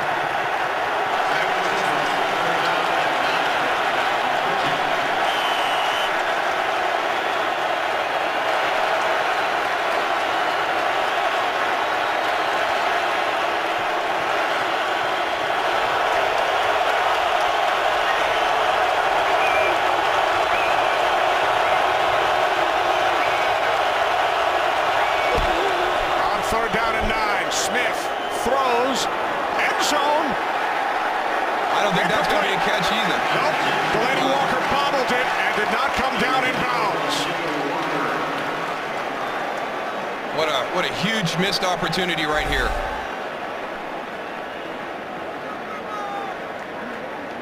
Turn your hands the other way, Delaney.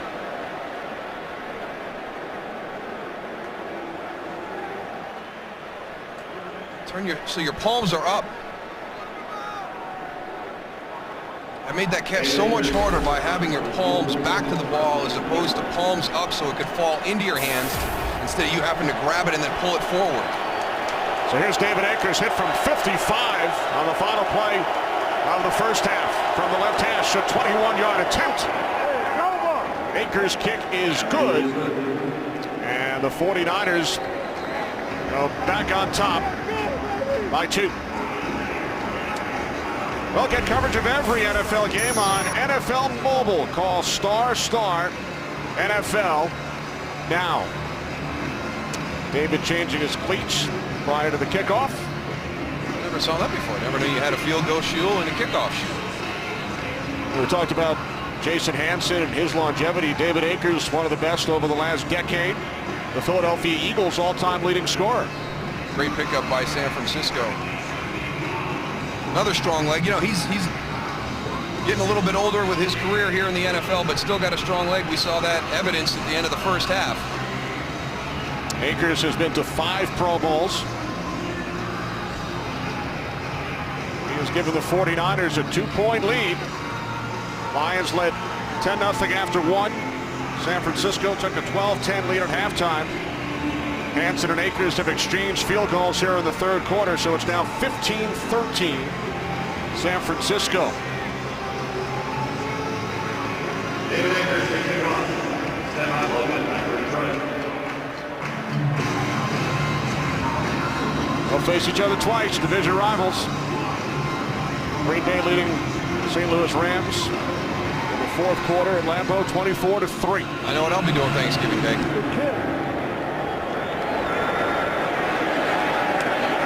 Logan takes a knee. Also on Thanksgiving Eve, Thanksgiving night, the battle of the Harbaugh brothers.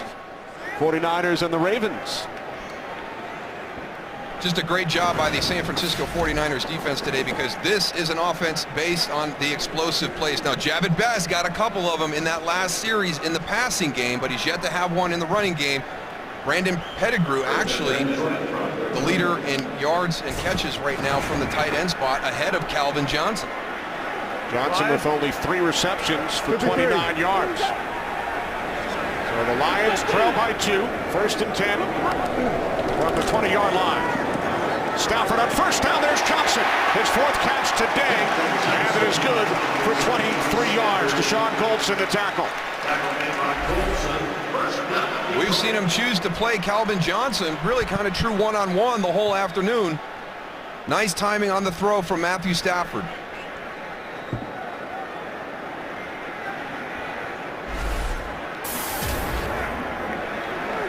Roy. Pop. From the 43 on first down. It's Pettigrew. Gain of 5 out to the 48. His 7th reception.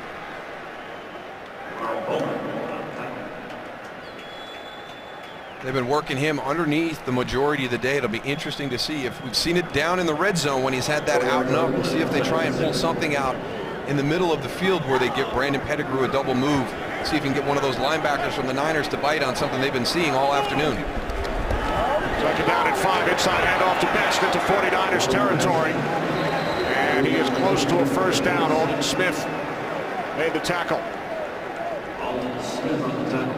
One of the big reasons that Detroit has had so much success in the second half is because of that guy right there. You look at his rating from first half to second half, has kind of gotten off to some slow starts. But you see what he's done in the second half. He's been on fire all season long. That offensive line has done a better job also in the second half of giving him the time to look downfield and find his receivers. 3rd down and 1 for the Lions. More flags.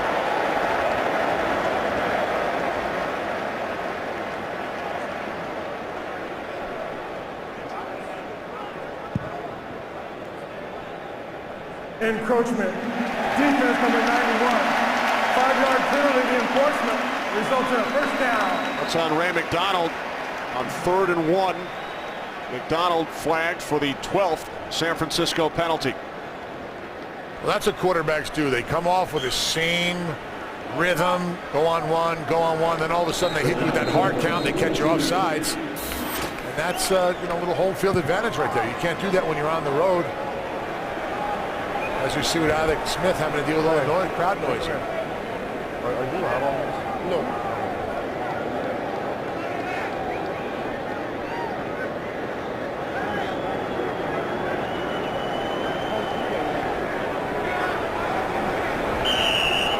Crowd quiets down with the Lions on offense.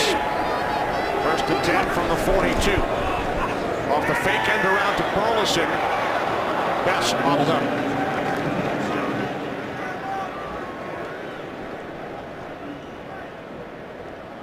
A lot of things for this San Francisco defense to process on this one. You're worried about the end around, and then you're slipping Jahvid Best out. Kind of a little screen element right there. Carlos Rogers does a good job of sorting through everything, getting up and making the tackle. Loss of a yard now, 2nd down and 11 from the 43. Off the fake inside handoff. Stafford firing downfield. Incomplete, intended for Calvin Johnson. Yeah, he knows he missed one. And that was true one-on-one, and we've seen this several times today. It's just going to be Calvin Johnson versus Chris Culver, true one-on-one, and he doesn't give him an opportunity to make the play. I think that's what bothers Matthew more than anything after this throw, is he didn't keep it in the field to play, because Calvin Johnson can make that play in a true one-on-one situation. Ball sailed on Stafford. Lions today just 1 of 8 on 3rd down. Not only does Calvin have the height and the reach, he has that vertical jump right now. 44? 44. 6'5", that's not fair. Now Stafford being chased by Whitner. And he throws it away. Pressure from Dante Whitner. Lions forced to punt. I don't think he got to be on the line of scrimmage, though. I don't think he's got to be on the line. Here's a flag. He's got to get that ball beyond the line of scrimmage. Intentional grounding, offense number 9. The ball was 1 yard short of the line of gain, and there was no receiver in the area. It's a 10-yard penalty, loss of down, 4th down. So Stafford 1 yard shy of the line of scrimmage. It will move the punter Donahue back 10 yards. Nice call on that, Darryl. Who was that, you or Kenny? I beat Kenny to the punch on that one. Oh, nice. Kenny Can't tell the difference. Can't tell the difference, Goose, after 5 years. Must be loud down there. Wow, it is. It was. My ears are still ringing.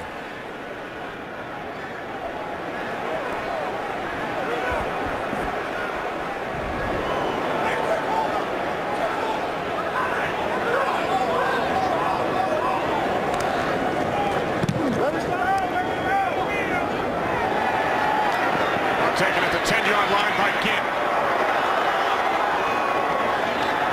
Out to the 31. 20-yard return.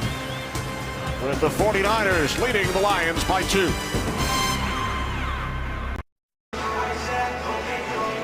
Over on the sideline, Colin Kaepernick with his helmet on in the discussion with Jim Harbaugh right now. We've seen him come into the game the last couple of weeks for the 49ers, and Jim Harbaugh has said he'd like to get him more snaps during the course of the year as he makes his way back to the sideline. Get Gunther Cunningham on the other side of the field thinking about some things. Little 52 fake out again. You're not going to fool that guy. No. He's seen it all. He's a great man. First and 10 from the 31-yard line. The handoff to Gore, who's got over 100 for the 4th consecutive game, but this time he loses about 3. That's only the 7th carry for Gore today, but he had runs of 47 and 55 yards earlier. He was averaging over 20 yards per carry before that one. Now only 17 per carry. Slacker. It's amazing how we had to check that he only had 7 attempts. We couldn't believe that during the break. That can't be right. Healing World had the ball 6 times. 49ers have only run 37 plays. But they lead by 2.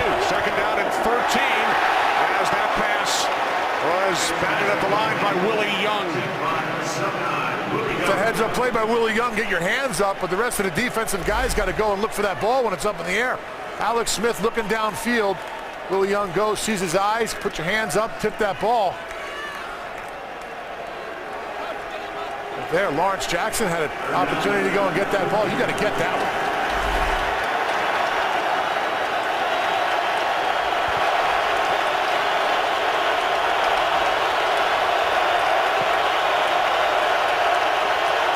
Third down and 13. Play clock at 3.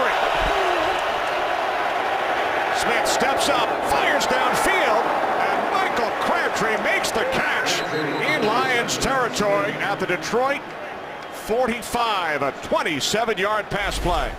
Watch Michael Crabtree elevate at the end of this route.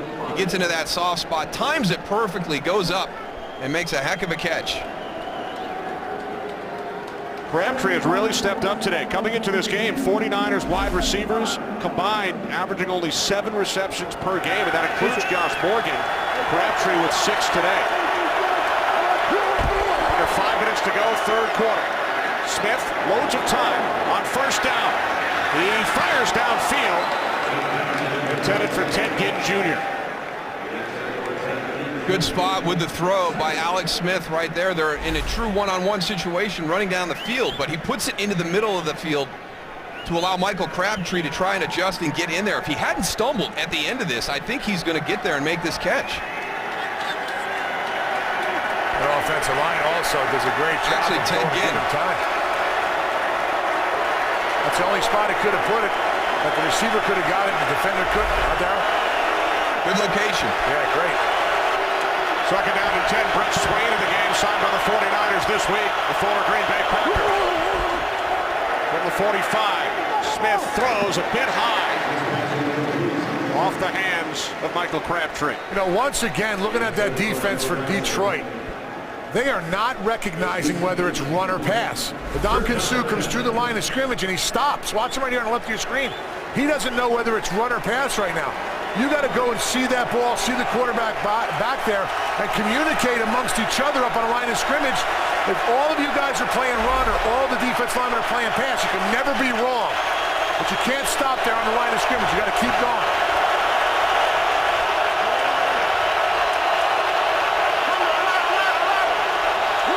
On 3rd and 10. Smith can't find anyone downfield. Down he goes. Back at the 48-yard line. That's exactly why they got a sack on that play, Darryl, is they just kept coming. They were hungry to get to the quarterback. Well, they loaded up the box too, Tony. Yep. You know, they brought everybody in on this one. Alex, he has to know it's got to come out right there. Once you have to hold that one, that's going to be the result. They had you outmanned in that situation just by pure numbers. Second sack of the season, Stephen Tulloch.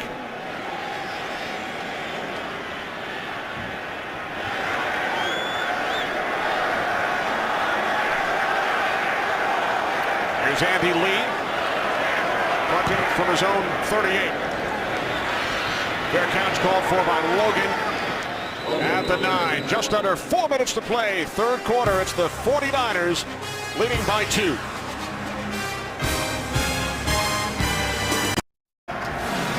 Coming up, following the Lions and the Niners, it's America's Game of the Week on Fox. The Dallas Cowboys and the New England Patriots from Foxborough. Patriots have won 19 consecutive regular season games at home. It's America's Game of the Week. Cowboys and Patriots up next. Last defense to hold the Patriots under 30 points, though. The Rob Ryan coach Cleveland Browns. There you go. Ryan now the defensive coordinator in Dallas. Lions start from their own 9-yard line. Here's Stafford, chased by Justin Smith. Down he goes, back at the 4-yard line. That's what that motor will do, Darryl, if you don't stop and you keep coming. And he is just a bull. Yeah, he's been challenged today too, because a lot of times, you know, he's not playing in his normal position because you're getting so much 3 wide receiver, 2 tight looks. He's moved down inside into more of a tackle situation. And here's the reason that Matthew Stafford has to hold it. He's moving to his right. Calvin Johnson's picking up players all over the place as he runs through zones.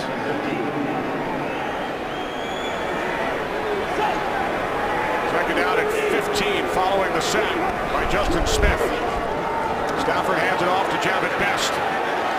Not much, gain of just 1. Aldon Smith made the tackle. And that is not Detroit style right there, lining up and running the ball that way. They're more, we've talked about it, whether it's shotgun or single back, or the inside zone where you get all your offensive linemen engaged and running, and you allow Javid Best to pick his seam or create his seam with his speed. Now 3rd down and 14. Lions have only converted once on 3rd down today. They must get to the 19-yard line to move the chains. Stafford's pass is off the mark, intended for Best. Lions will punt. That was not good. No, it kind of goes back to what Coach Schwartz talked to you about, Tony, the 3 and outs during the course of the game. You know, they've continued to have them here in the second half. Well, the problem is you don't get no rhythm with your offense, and then your defense is just right back on the field, and they get wore down, and the other team is very aware of what's going on. Look at this guy, man. He's just a mauler. Oh, Justin Smith has not stopped. Donahue punting from the end zone. And the fair catch is called for by Ginn in Lions territory. Nice. San Francisco's defense has done a heck of a job against this explosive Detroit offense. Really only that one drive here where Javid Best had a couple of big plays in the pass game. Safety on Matthew Stafford there. Close again right here on this last series by Justin Smith. We know how hard they are to run the football against, but they've done a nice job in their pass defense and their pass rush this afternoon. Jim Tomsula, the defensive line coach there, has to be very pleased with his guys. And let me tell you, there's not a lot of depth there. Those guys have been going every snap. They do not have the rotation like the defensive line of the Detroit Lions. Jim does a terrific job, interim head coach at the end of last season. 1st and 10 from the 43, and the play is blown dead. Now, this may not, we're going to call it on San Francisco. Wow. Offense number 81, 5-yard penalty is still first. Here it is. You've set this play up all day long. Tony's been talking about the wham play. They bring Vernon Davis in motion. You're going to wham. This is the long runs. Here comes Delaney. There's your wham guy. You're thinking wham. And now you're going to pull it out. You're going for the hard play action. You've set that play up all day long, and Justin Field jumps. Well, Corey Williams did a good job of identifying. I know they didn't run the play, but at least he's seen what's coming at him. Fifth false start, 13th, 49ers penalty. Inside handoff to Gore. To the Detroit 44 as we check in once again with Kurt Menefee. Kurt. Giants and Bills in a good one. Buffalo down temporarily. Stevie Johnson, 9-yard touchdown reception from Ryan Fitzpatrick. And they're tied at 24, less than 8 minutes to go in regulation. Kenny Moose and Deuce. All right, Kurt, Giants looking to bounce back from their loss to Seattle against the 4-1 Bills. Second down and 11, under 2 minutes remaining, third quarter. From the Lions 44, Smith steps up and throws, and it is picked off by Amari Spivey. Pass was intended for Crabtree. Spivey with his second pick of the year, fourth of his career. We saw this play work earlier this half. The deep in route to Michael Crabtree. Going to come down and get in front. This is going to sail a little bit on him. Amari Spivey playing center field in the right spot as that ball sails to make the interception. Okay, now what does this offense do? They've been backed up quite a bit this afternoon. The punting team of the San Francisco 49ers has done a decent job of keeping them pinned back. Their defense just gave them great field position again in San Francisco's end of the field. What are they going to do with it? Only the second interception thrown by Alex Smith all season over the first 6 games.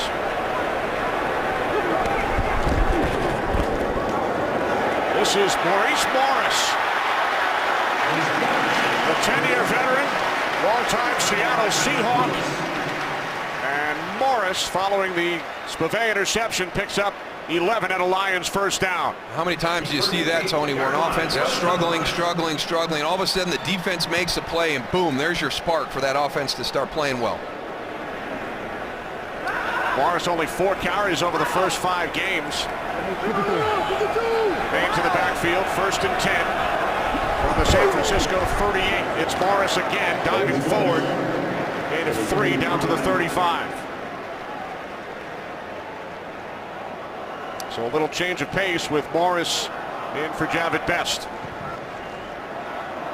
One of the things you have to worry about with Maurice Morris in there, he's a really good receiver out of the backfield as well. He's going to be down here in the slot. You can't fall asleep on him when he breaks formation. Roy! Lions empty the backfield, second and 7.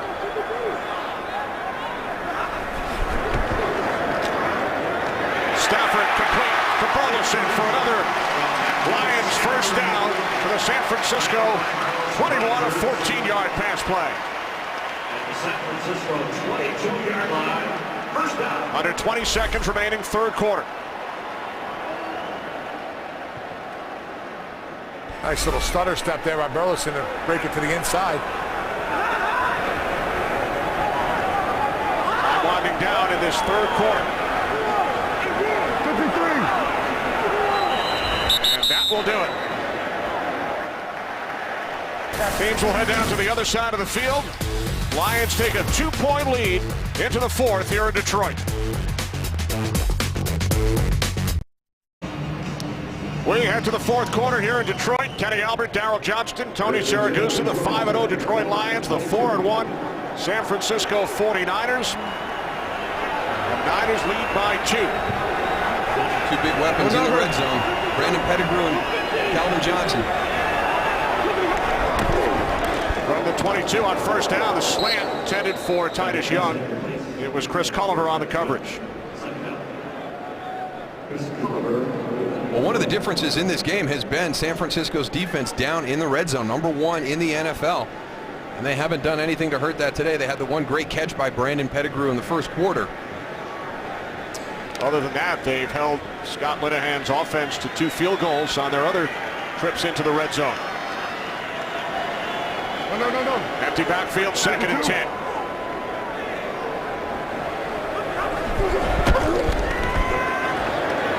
Stafford over the middle, intended for Pettigrew.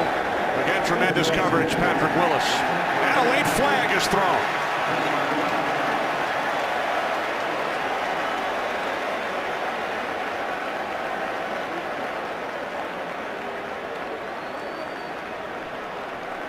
It's going to be interesting to see what they call right here. I thought Patrick Willis played it great. Watch him be physical on the release. Boom. Get him right there.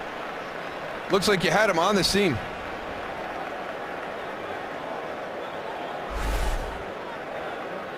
Looked like Ahmad Brooks may have kicked the ball at the end of the play. They could be discussing delayed maybe Deshaun game. Goldson, who's in there trying to lobby his case.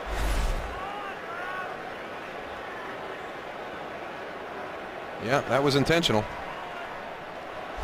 After the play was over, delay of game, and the defense, number 38, kicking the ball. The 5-yard penalty, 3rd down. Uncharacteristic by Jim Harbaugh's team. We haven't seen this. They had a game earlier this year where they had 12 penalties at Cincinnati, but a lot of these are the kind that, are going to drive him crazy. I mean, he's going to watch this film and go, really, seriously, guys, we're going to kick a football in the 4th quarter with a 2-point lead in the red zone? Are you serious? 14 for 115 yards? Wow.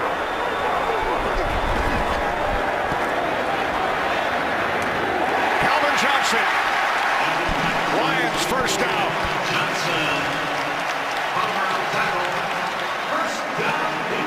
And they were not ready when that ball was snapped. Now here's a situation right now where Matthew Stafford is taking advantage of the no huddle because San Francisco having trouble lining up on that last snap. 5th reception for Johnson. 1st and goal from the 8.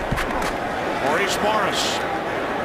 Morris down inside the 5 to the 4-yard line. No doubt you made a good point. Even on that last play, San Francisco looks like they're trying to make too many adjustments, and the ball was snapped again. Looks like they weren't prepared. Still adjustments there in the middle of the field here, all the linebackers talking. A lot of conversation going on with this group right here.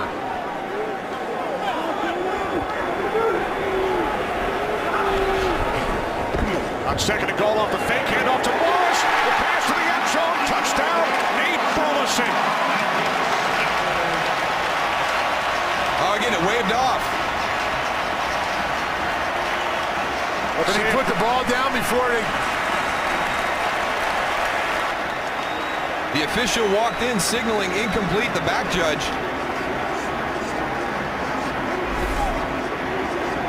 Nate Burleson, number 13, stutter and go on the slant. Did he complete the process of the catch? The ruling on the field is an incomplete pass. The receiver going to the ground lost control of the ball. I tell you what, that is almost identical to what we saw from Calvin Johnson last year in the opener at Detroit, or at Chicago. You must maintain possession of the football after getting control and then getting both feet down. There's the control. Initially, 2 feet down. But Burleson did not complete the process of the catch a la Calvin Johnson, week 1 against Chicago last season. I mean, they're almost identical. But one thing Detroit should do is move these nets that they have behind the field goal The ruling on the post. field is an incomplete pass. It's being challenged by Detroit. So Jim Schwartz has thrown the red flag. He can challenge, unlike what we saw from Harbaugh earlier, because this was not ruled a touchdown. It's not a scoring play. Jim Schwartz challenging. Mike Carey, we'll take a look. Today's game on Fox is sponsored by Lowe's. Lowe's, never stop improving. By Corona Extra, who invites you to find your beach. And by the new 2012 Jeep Grand Cherokee. Referee Mike Carey taking a look at the last play, challenged by Jim Schwartz, as we welcome in for the 3rd time today our rules analyst Mike Pereira. Very familiar, Mike, of course, with the Calvin Johnson play from last year. What do you think about this one? Well, now, here's the decision that Mike's got to make. Is he, in fact, going to the ground? Calvin Johnson on his own was going to the ground. What you got to rule here is got to look at is he at this point stumbling to the ground on his own? And if he is, then he's got to hold on to that ball when it hits the ground. And I don't think that he will overturn this to make this a touchdown, because it's going to this whole process issue. Falling backwards, clearly gets 2 feet down, but now starts to turn and is headed to the ground. I hate this because it feels so much like a touchdown, but I think they'll stay with the incomplete pass because it'll become a process. All right, thanks, Mike. Here's Mike Carey. After review, the receiver had control of the ball 2 feet down and enough time to correct the football act. Therefore, first touchdown. Wow.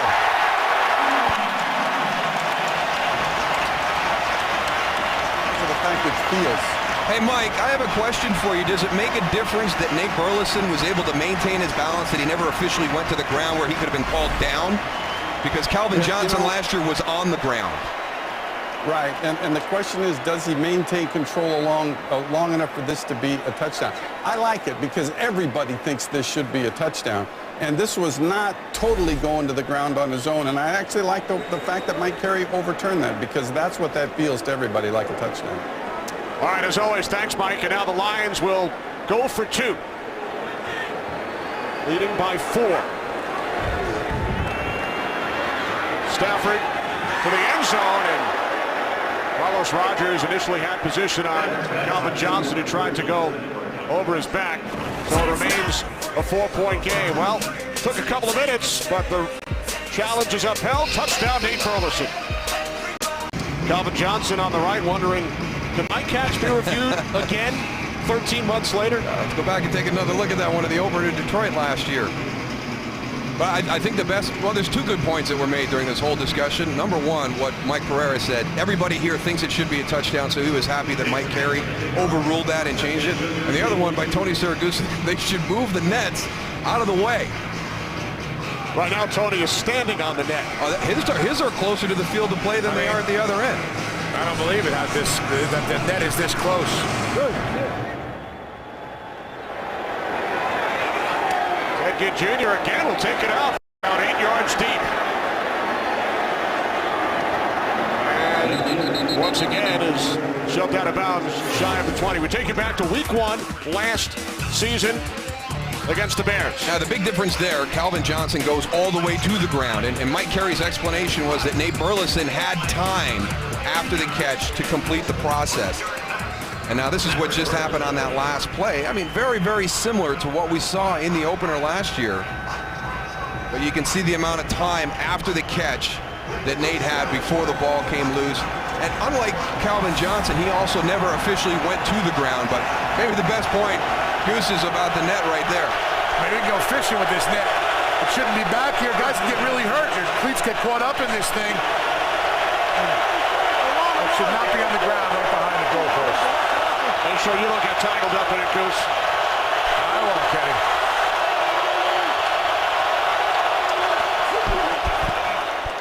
First and 10 for the Niners. Smith hit as he throws.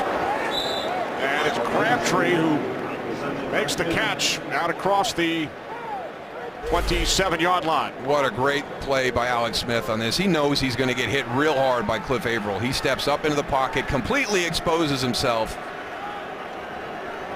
Good toughness in the pocket right there. Crabtree picked up a first down. Early 4th quarter in Detroit. The 5-0 Lions lead by 4. They better hustle up their inside 10 seconds with this crowd noise. Play clock now at 5. The toss to Kendall Hunter. And now the end around to Ted Ginn Jr. Stays on his feet across the 40. Another San Francisco first down. Alex Smith. Let's take a look at him right here. He goes, tosses the ball, then leads back. Goes and throws a little block. Wants to throw it in there a little bit, Darryl. It's not bad. Kept his feet, got his pad level down. Squared up. So Ginn gains 12. 49ers send in 3 tight ends. First and 10 from the 40. Eric Wright was knocked up. on that last play. He's gimpy a little bit right now. If San Francisco sees it, I'd take a shot at him. They have a bunch formation, 3 tight ends on the other side. And Smith's pass intended for one of those tight ends, Justin Peele. Eric Wright was a part of that attempted tackle on Ted Ginn Jr. on that reverse, and he was late getting up. He's actually jogging off to the sideline right now. Replaced by Brandon McDonald.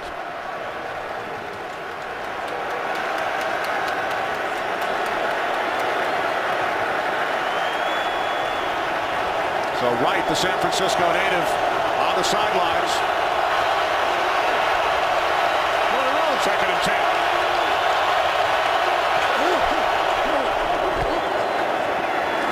Frank Gore out across the 45 to the 46-yard line, a gain of 6. Aaron Berry made the tackle. As the Lions medical staff continues to work on Eric Wright.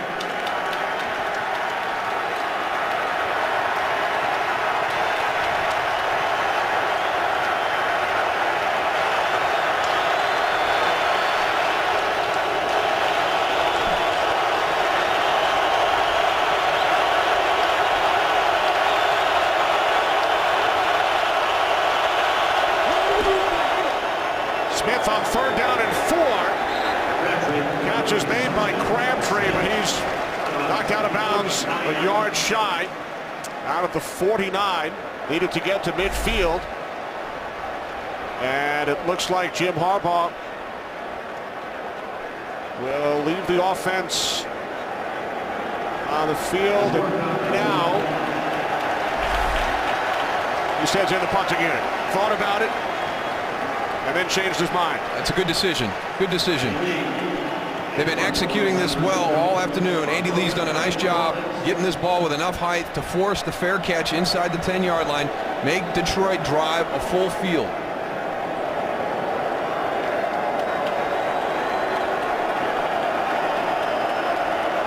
Lee punting for the 8th time today. End over end. Logan fair catch at the 8. So another long field for the Lions. They've done a lot of celebrating this season. 5-0 so far. They lead this game by 4.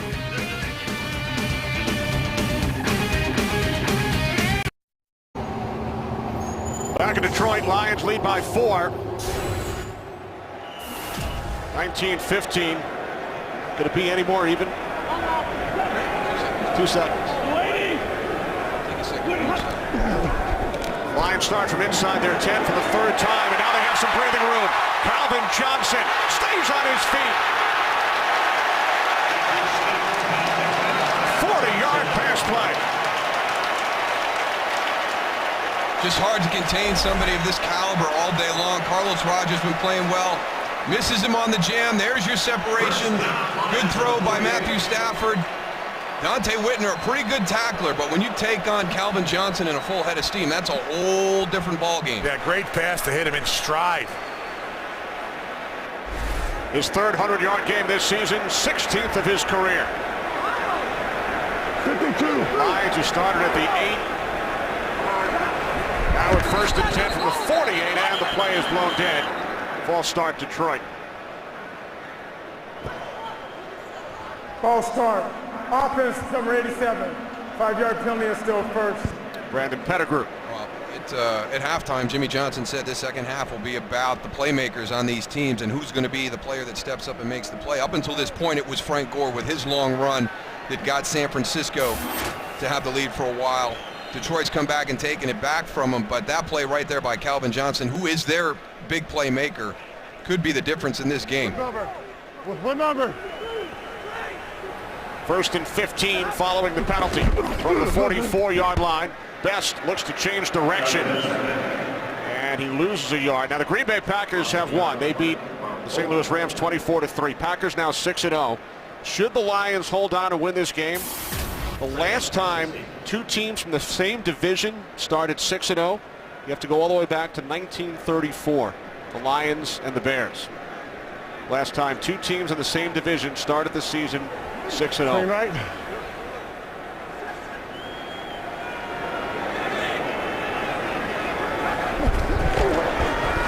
Stafford on 2nd and 14, and that one could not be handled by Pettigrew.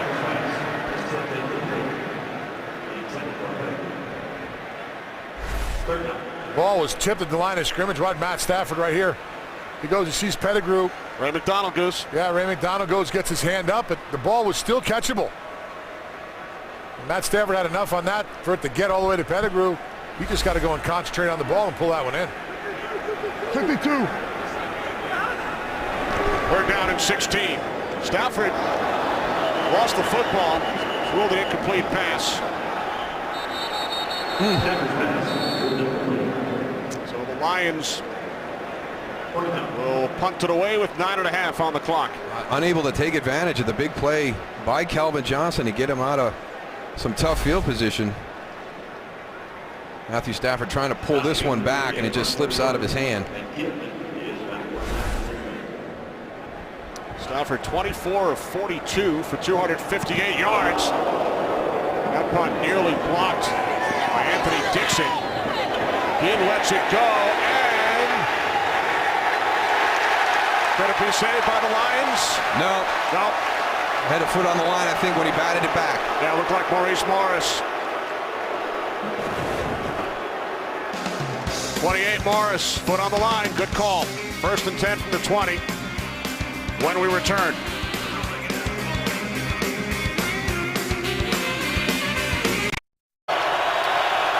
Back in Detroit, 9:19 remaining, 4-point Lions lead.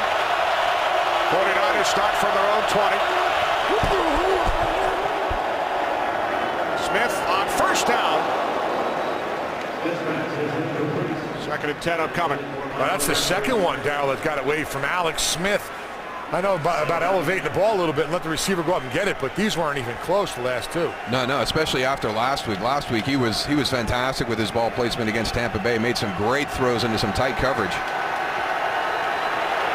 Them safeties are going to see that and just sit back there and play the ball.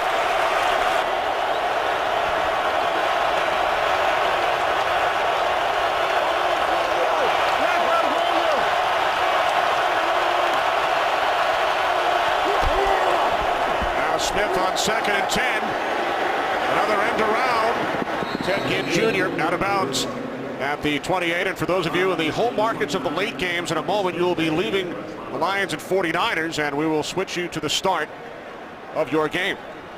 Ted Ginn Jr. on that run, if you stay in bounds, you're going to have a big collision. So get down and dive to the marker. This is not a guaranteed conversion at 3rd and 1.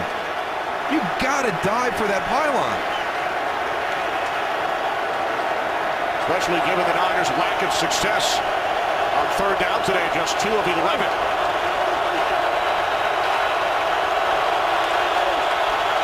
They need a yard. Toss to Kendall Hunter, and he will not get there. Lawrence Jackson with the initial penetration. It's good responsibility on the defense to get this stop. A little quick pitch. You got to maintain your contain here on the outside. Good job, but it's created by a bad effort by Ted Ginn Jr. on that previous play. He doesn't have to stay in bounds and take on the tackler coming from the inside out, but he needs to dive to the pylon. He had plenty of opportunity to get that 1st down on his end around. And then Hunter stopped on 3rd down, lead punting for the 9th time. It's a line drive, low kick. There's a penalty marker as Logan takes it at the 20 and then spins across the 30. To the 35-yard line. Flag back at the 20.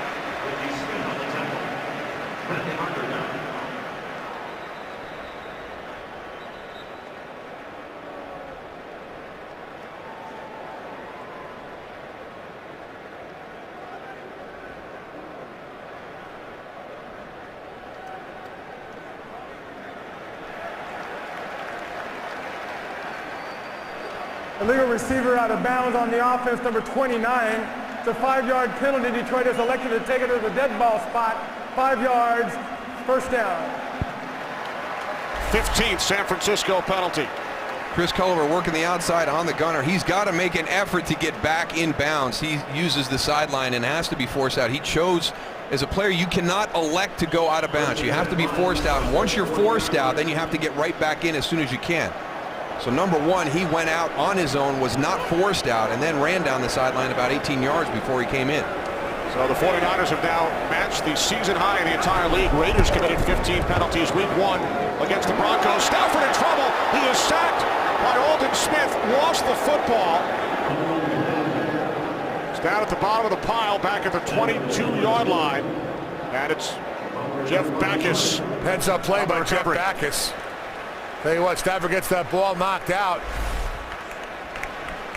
Watch right here. Stafford on his backside, too. Gets that ball out. Jeff Backus goes and identifies and gets on it. Aldon Smith there on the rush. Does a nice job. But you know the difference. We saw Kyle Vanden Bosch on that first play when he had Alex Smith in that situation, how he aggressively went for the ball. Here's young Aldon Smith, rookie, going for the tackle, jars the ball loose, but be aware that you can just get that thing swatted out. He's having to get the sack. Loss of 18 on the play. Second and long, it's Morris out to the 26. Aldon Smith the tackle. Under 7 minutes remaining. Lions leading by 4, now facing a 3rd down and 25. And we're getting into that situation right now as Kyle Vanden Bosch gets a little stretch over there on the sideline, loosen that neck up a little bit. But here's an area where I wonder how well Detroit can execute, because they don't have this as part of their offense. You get into this part of the game with a 6-point lead and you need to burn clock. You want that physical run game. They don't have that element here. So what do they use to replace that in this type of situation? We talked about that in our open. Now the Lions finish out games with the lead. They've come from behind in their last 3. Lions will punt it away. Burleson stopped about 3 yards shy of a 1st down. So here comes the punting unit. Jim Schwartz and the Lions looking to maintain their perfect record. Green Bay has won today. They are 6-0. Lions at 5-0 have the lead with 6 minutes on the clock.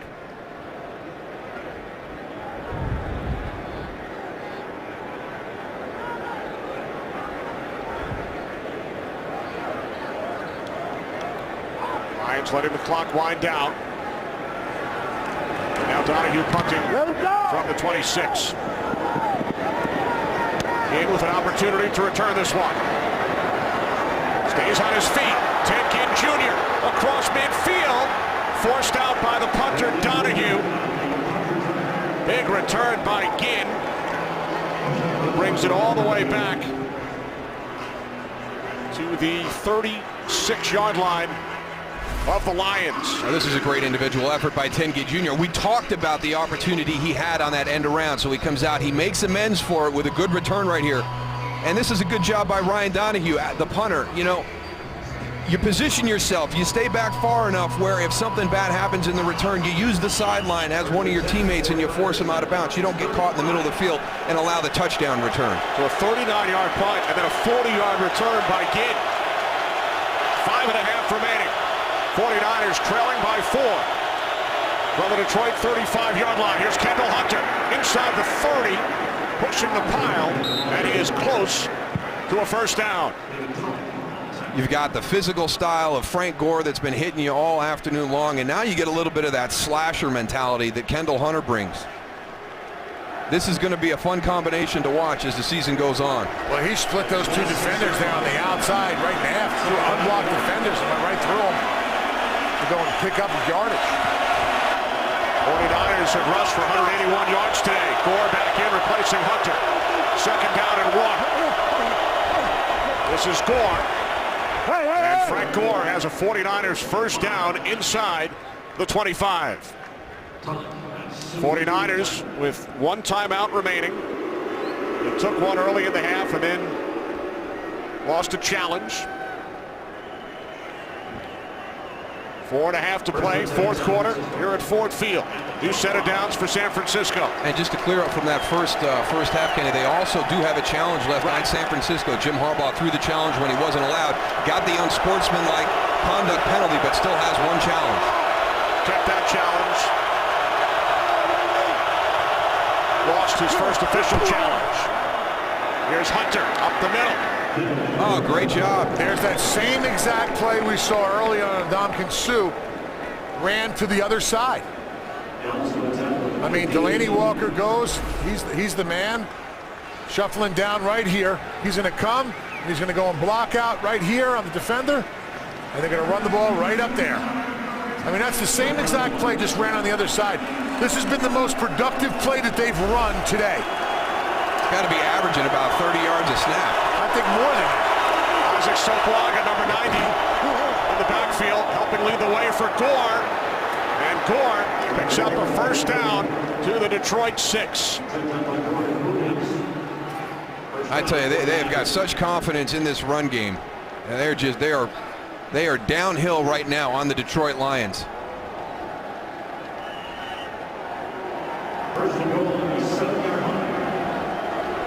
Both teams shuffling in personnel. First and goal from the Lions 7.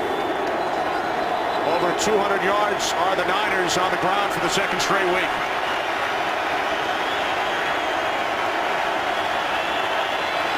Boy, the Lions are having a lot of issues with their personnel, trying to get their D-line straightened out right now. Alex Boone in as an extra blocker. Isaac Sopoaga in the game as well for San Francisco.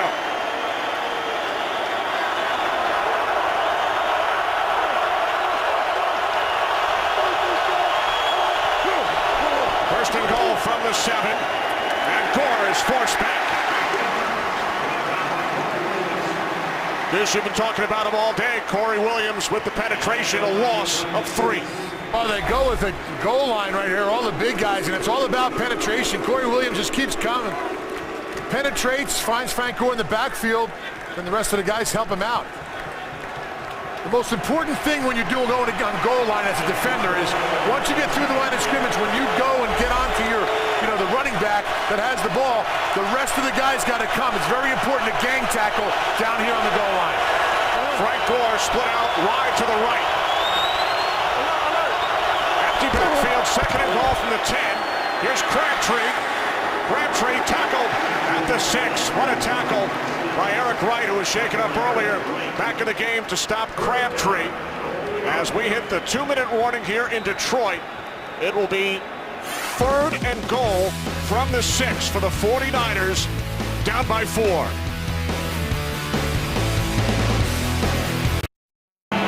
2 minutes remaining. Lions lead by 4. Third and goal for the 49ers from the Detroit 6. San Francisco with 1 timeout remaining. 4 down territory, in my opinion. You call this play, you execute it, clock's still running. You can call timeout and go over and figure out what you want to do on 4th down, but you got to go for it down here. I don't think you're going to get another shot to get back-to-back field goals. Empty backfield.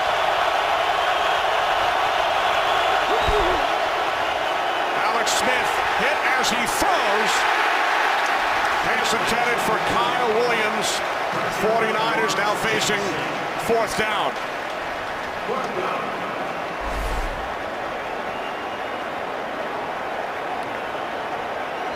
Off the edge, Lawrence Jackson unblocked, overloaded that side, turn a defensive end loose right to your quarterback, right in his face. Why not use that last time out to talk about it? I'm in favor of it. I mean, it's the most critical snap of the game. Get everybody together and make sure you've got the exact right play call.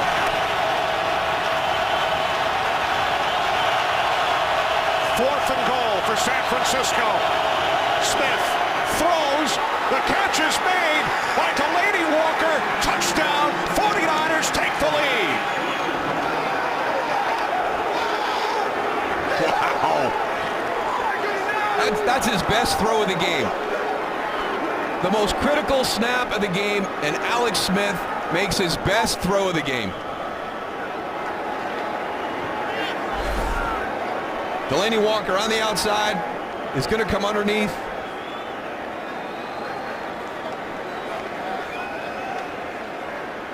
This is being reviewed. It is a scoring play. Let's see if that knee was down before he broke the plane. Boy. Looks like it broke the plane as the knee hit down. Simultaneous. So on 4th and goal from the 6.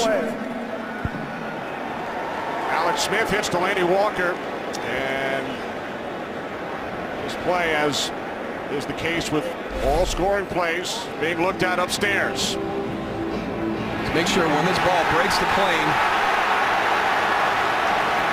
Looks like it breaks the plane there before the right knee hits down. I think it's simultaneous. I think this play is going to stand. I agree.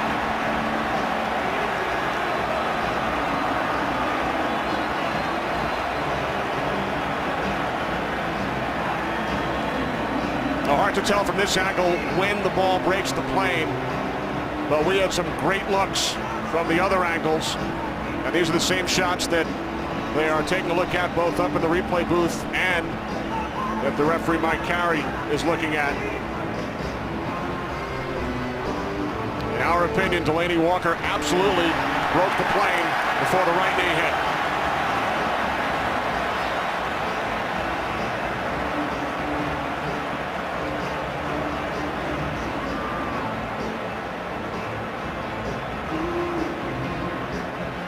We've had a bunch of controversial scoring plays today. The Pettigrew touchdown, the Burleson touchdown, which was not initially ruled a score for Detroit. Well, we knew nothing was going to come easy in this game today, but we didn't expect it to be this hard. I mean, you hear it all the time. Football's a game of inches, and here's another classic example.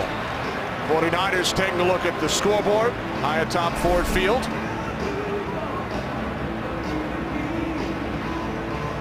The big thing is it's so hard to, when that knee, because it looks like he's dragging that knee and it hasn't gone to the ground. I think this is one of those situations where it was ruled a touchdown on the field and it'll stay touchdown, and if they would have ruled down short of the goal line, it probably would have stayed down short of the goal line. Let's bring in for the fourth time today our rules analyst, Mike Pereira. Mike, what do you think? I think it's a touchdown. I mean, I think you could almost confirm it. We had some great shots there that showed that the leg, not only just the knee, but the leg was still up. I just don't think that there's anything there that you can overturn that to keep it from being a touchdown. But yeah, we agree with you, Mike. Here comes Mike Carey. After review, the ruling on the field stands to score. So the 49ers back on top, and we have set a new Fox record for most conversations with Mike Pereira in one game. The big thing is the throw. That is such a well-thrown ball by Alex Smith, and he has sailed a couple here in the second half. And when the game is on the line, the most critical snap of the game, Alex Smith comes up with his best throw of the game. David Akers adds the extra point. The 49ers lead by 3 with 1:51 remaining. Well, it was 12-10 at halftime, and it's been a wild second half. Here's one of the ones that sailed on Alex Smith. Amari Spivey intercepts that. Leads to this touchdown by Nate Burleson, which took us a while to finally sort through. And there's the great throw and catch. Alex Smith, Delanie Walker. It's a 3-point game. Remember, the Lions went for 2 following the Burleson touchdown and were unsuccessful. The biggest thing is we've got 3 timeouts for the Detroit Lions, and they've got big play matchup issues across the board. Number 1 being Calvin Johnson right there, who had a huge catch and run on that last series. But then the offense sputtered. They weren't able to take advantage of that. You've got Javid Best, who can be overlooked in these situations as a back coming out of the backfield. You get everybody running verticals down the field and drop that ball down to Javid Best with a bunch of open field in front of him, and he's going to be tough to tackle. And then there's the really the big part of this whole equation is Jason Hanson. Don't rule out Titus Young either. The young guy there, Dow. We saw them use them in that 2-minute drill on Friday. This is the opportunity they've been looking for to use him. Good kid. Akers' kickoff is taken to the end zone. Logan has trouble surrounding the football. The Lions will start from their own 20 with 1:51 remaining, fourth quarter. All 3 timeouts. Down by 3. Well, they've done some amazing things during the course of the season so far. Down 20-0 at halftime against Minnesota on the road. in the third quarter, down 27-3 to Dallas, come back and win that game. So they already have the confidence built in that they can make things happen in these situations. And they started to gain that confidence last year when they won their last 4 games of the season. Off to a 5-0 start here in 2011. Pass by Stafford. He is caught by Pettigrew out at the 25, a gain of 5.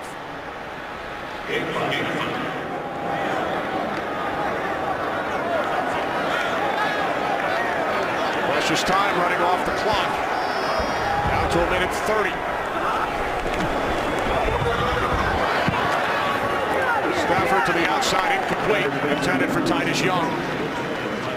Jason Hansen's long this year so far is 51 yards. That puts them about the 33-yard line. Which means they have to go about 42 yards. Remember, Hansen missed a 52-yarder towards the end of the second quarter. Had the distance, had plenty of distance. Just a wide to the right. Now 3rd down and 5.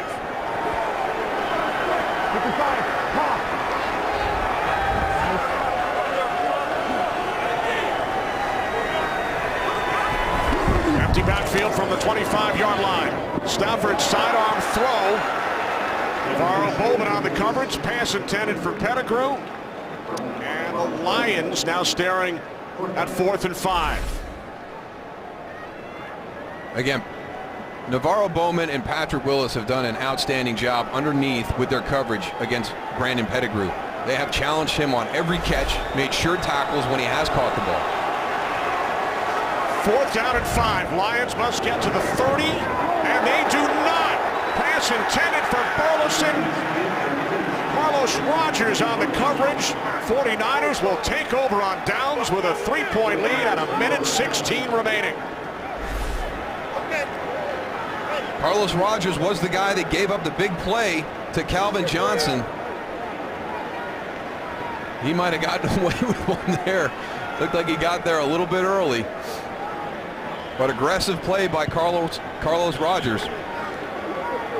Fans have started to head for the exits here at Ford Field. The San Francisco 49ers traveling to the Eastern time zone for the 3rd time in 4 weeks. They won the previous 2 in Cincinnati, in Philadelphia. And they lead the Detroit Lions, the previously unbeaten Lions, by 3. They didn't burn a timeout in that series. They still have 3. So they'll have to get a touchdown probably after this series if they elect to kick the field goal. But Detroit can't give up now. Make a stop, quick timeouts. There's Gore, and the Lions will use their first timeout with a minute 12 remaining. So Jim Harbaugh's 49ers, they fell behind 10-0 in the first quarter. They've committed 15 penalties today, yet they have found a way. And again, it's really a part of that offensive line up front for San Francisco. And at the top of the broadcast, we talked about strength versus strength, the San Francisco offensive line versus Detroit's defensive line, and it has been a battle all day long. I mean, just physical to the whistle, great effort on both sides. And again, for the 2nd week in a row, San Francisco goes over 200 yards rushing against a very, very stout defensive front of the Detroit Lions. America's Game of the Week coming up next. The Cowboys and the Patriots following the Lions and the Niners. Detroit still with 2 timeouts remaining.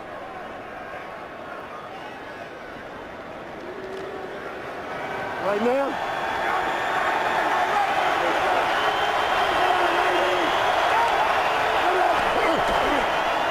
2nd and 10. Here's Gore.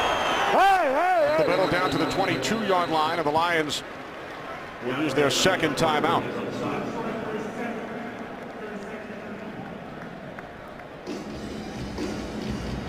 Lions came from behind in their last 3 games.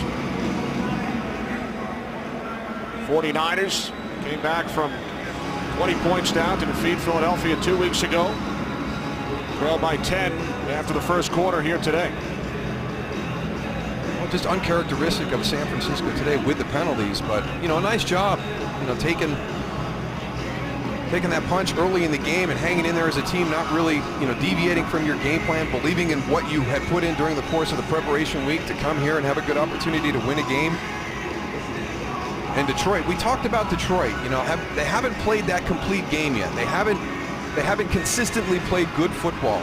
They have flashes of very, very good football from time to time, but haven't played that complete game yet today. And we had several opportunities for them to kind of assert themselves and really grab control of the game, and they weren't able to do it.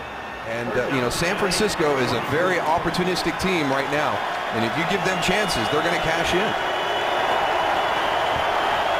3rd down and 8. Lions with 1 timeout remaining. There's Gore down to the 19-yard line. Here comes the 49ers field goal unit as the Lions use their final timeout. So the Lions will get the ball back. A successful field goal here by Akers would extend the San Francisco lead to 6.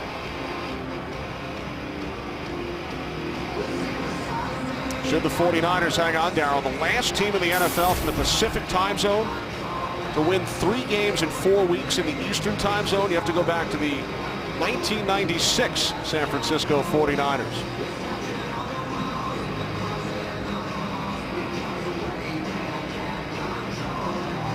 Three wins in a 4-week stretch for the 96 Niners on the East Coast.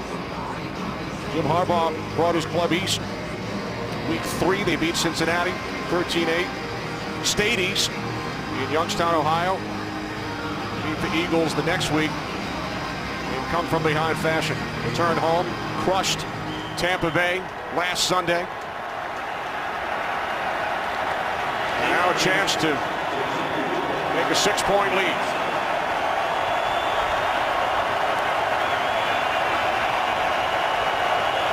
A 47-yard attempt. Straight through. 49ers lead by 6. Lions getting the ball back with 62 seconds on the clock. And with this offense, that is plenty of time to score a touchdown. It is, Darryl, but one thing they have to do is they have to go and make sure that every down counts. It seems like they're wasting that first down. They're throwing a little ball out to the outside. They got to come out right here, all right, with no timeouts and go down the field and show a little sense of urgency and go for some nice big plays, break some tackles, get to the ball, get out of bounds, try to save the clock. They got a lot to do here. They can't come out like they did in the last 2 series and waste one of the downs and expect to go and get back in this ball game. I agree with you. You've got Calvin Johnson, you've got Titus Young, guys that can stretch the field vertically. You've got Nate Burleson who can work underneath, and you've got Javid Best. I know Maurice Morris was in there on the last series, but here's another guy. If you get everybody down the field and you drop that ball off, and there's a lot of space there, he's going to get you a big chunk of yardage. Remember, no timeouts remaining for the Lions. They used all 3 during that defensive series. 49ers have scored 10 points in the last 49 seconds. San Francisco still trailed at the 2-minute warning. They lead by 6.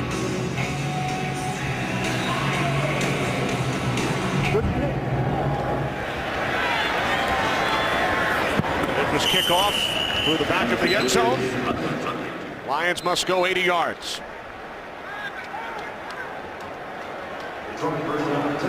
Well, here's your opportunity. I mean, this is what this offense is built for, the explosive play.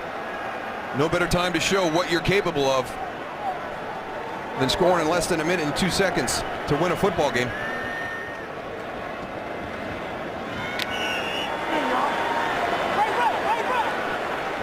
Maurice Morris in the lineup as opposed to Javid Best. Best on the sidelines holding his helmet. We're told there was nothing wrong physically. Stafford down, back at the 12. Justin Smith and Ray McDonald, the 5th 49ers sack.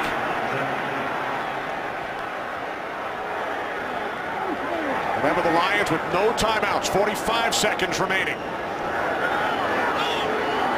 Now they must go 88 yards in under 40 seconds. Stafford throws, complete to Morris. Lions can't stop the clock. And Morris is tackled at the 19 by Bowman and Goldson. No sense of urgency whatsoever, Darryl. Too much time to get to the line of scrimmage. Stafford doesn't have a play. He's not ready to go and move ahead. Down to 10 seconds. Stafford throws, and this pass is incomplete. Intended for Titus Young. Down to 6 seconds remaining. I agree with you, Tony. You know, with 1 minute and 2 seconds left, I expected more from this offense than what we've seen on those 3 plays.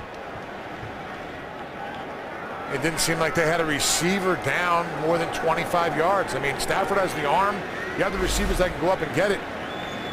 Run a 9 route. Get down there. Take a shot.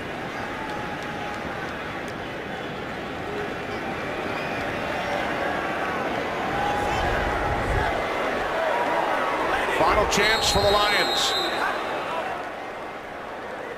Timeout. And the 49ers will use their final timeout. Third and final, a 30-second timeout. Lions led at the 2-minute warning, 19-15, until Alex Smith hit Delaney Walker for the go-ahead score. His best throw of the day, your most critical snap, and then Carlos Rogers on the 4th down. Aggressive at the point of the catch, forces the incomplete. It looks like the game is going to end exactly how it started, with Jim Harbaugh and Mike Carey's ear. What a great job by him this season. I did not have high expectations for San Francisco. You do a major change with your coaching staff. You have to put in new offenses, new defenses. You get the lockout. Just in my opinion, too much change. If somebody would have told me that they were going to be 5-1 after 6 weeks of the season, I would not have believed it. So a credit to Jim Harbaugh and his entire staff of what they've been able to accomplish this season. He looks like he's been through the ringer. Looks like he played the game today. You saw him say no penalties. They've committed 15. Stafford throws, complete to Calvin Johnson. Stanford man nowhere in sight. And the San Francisco 49ers are 5-1 for the first time since 1998. Game 2, America's Game of the Week, coming up after these messages.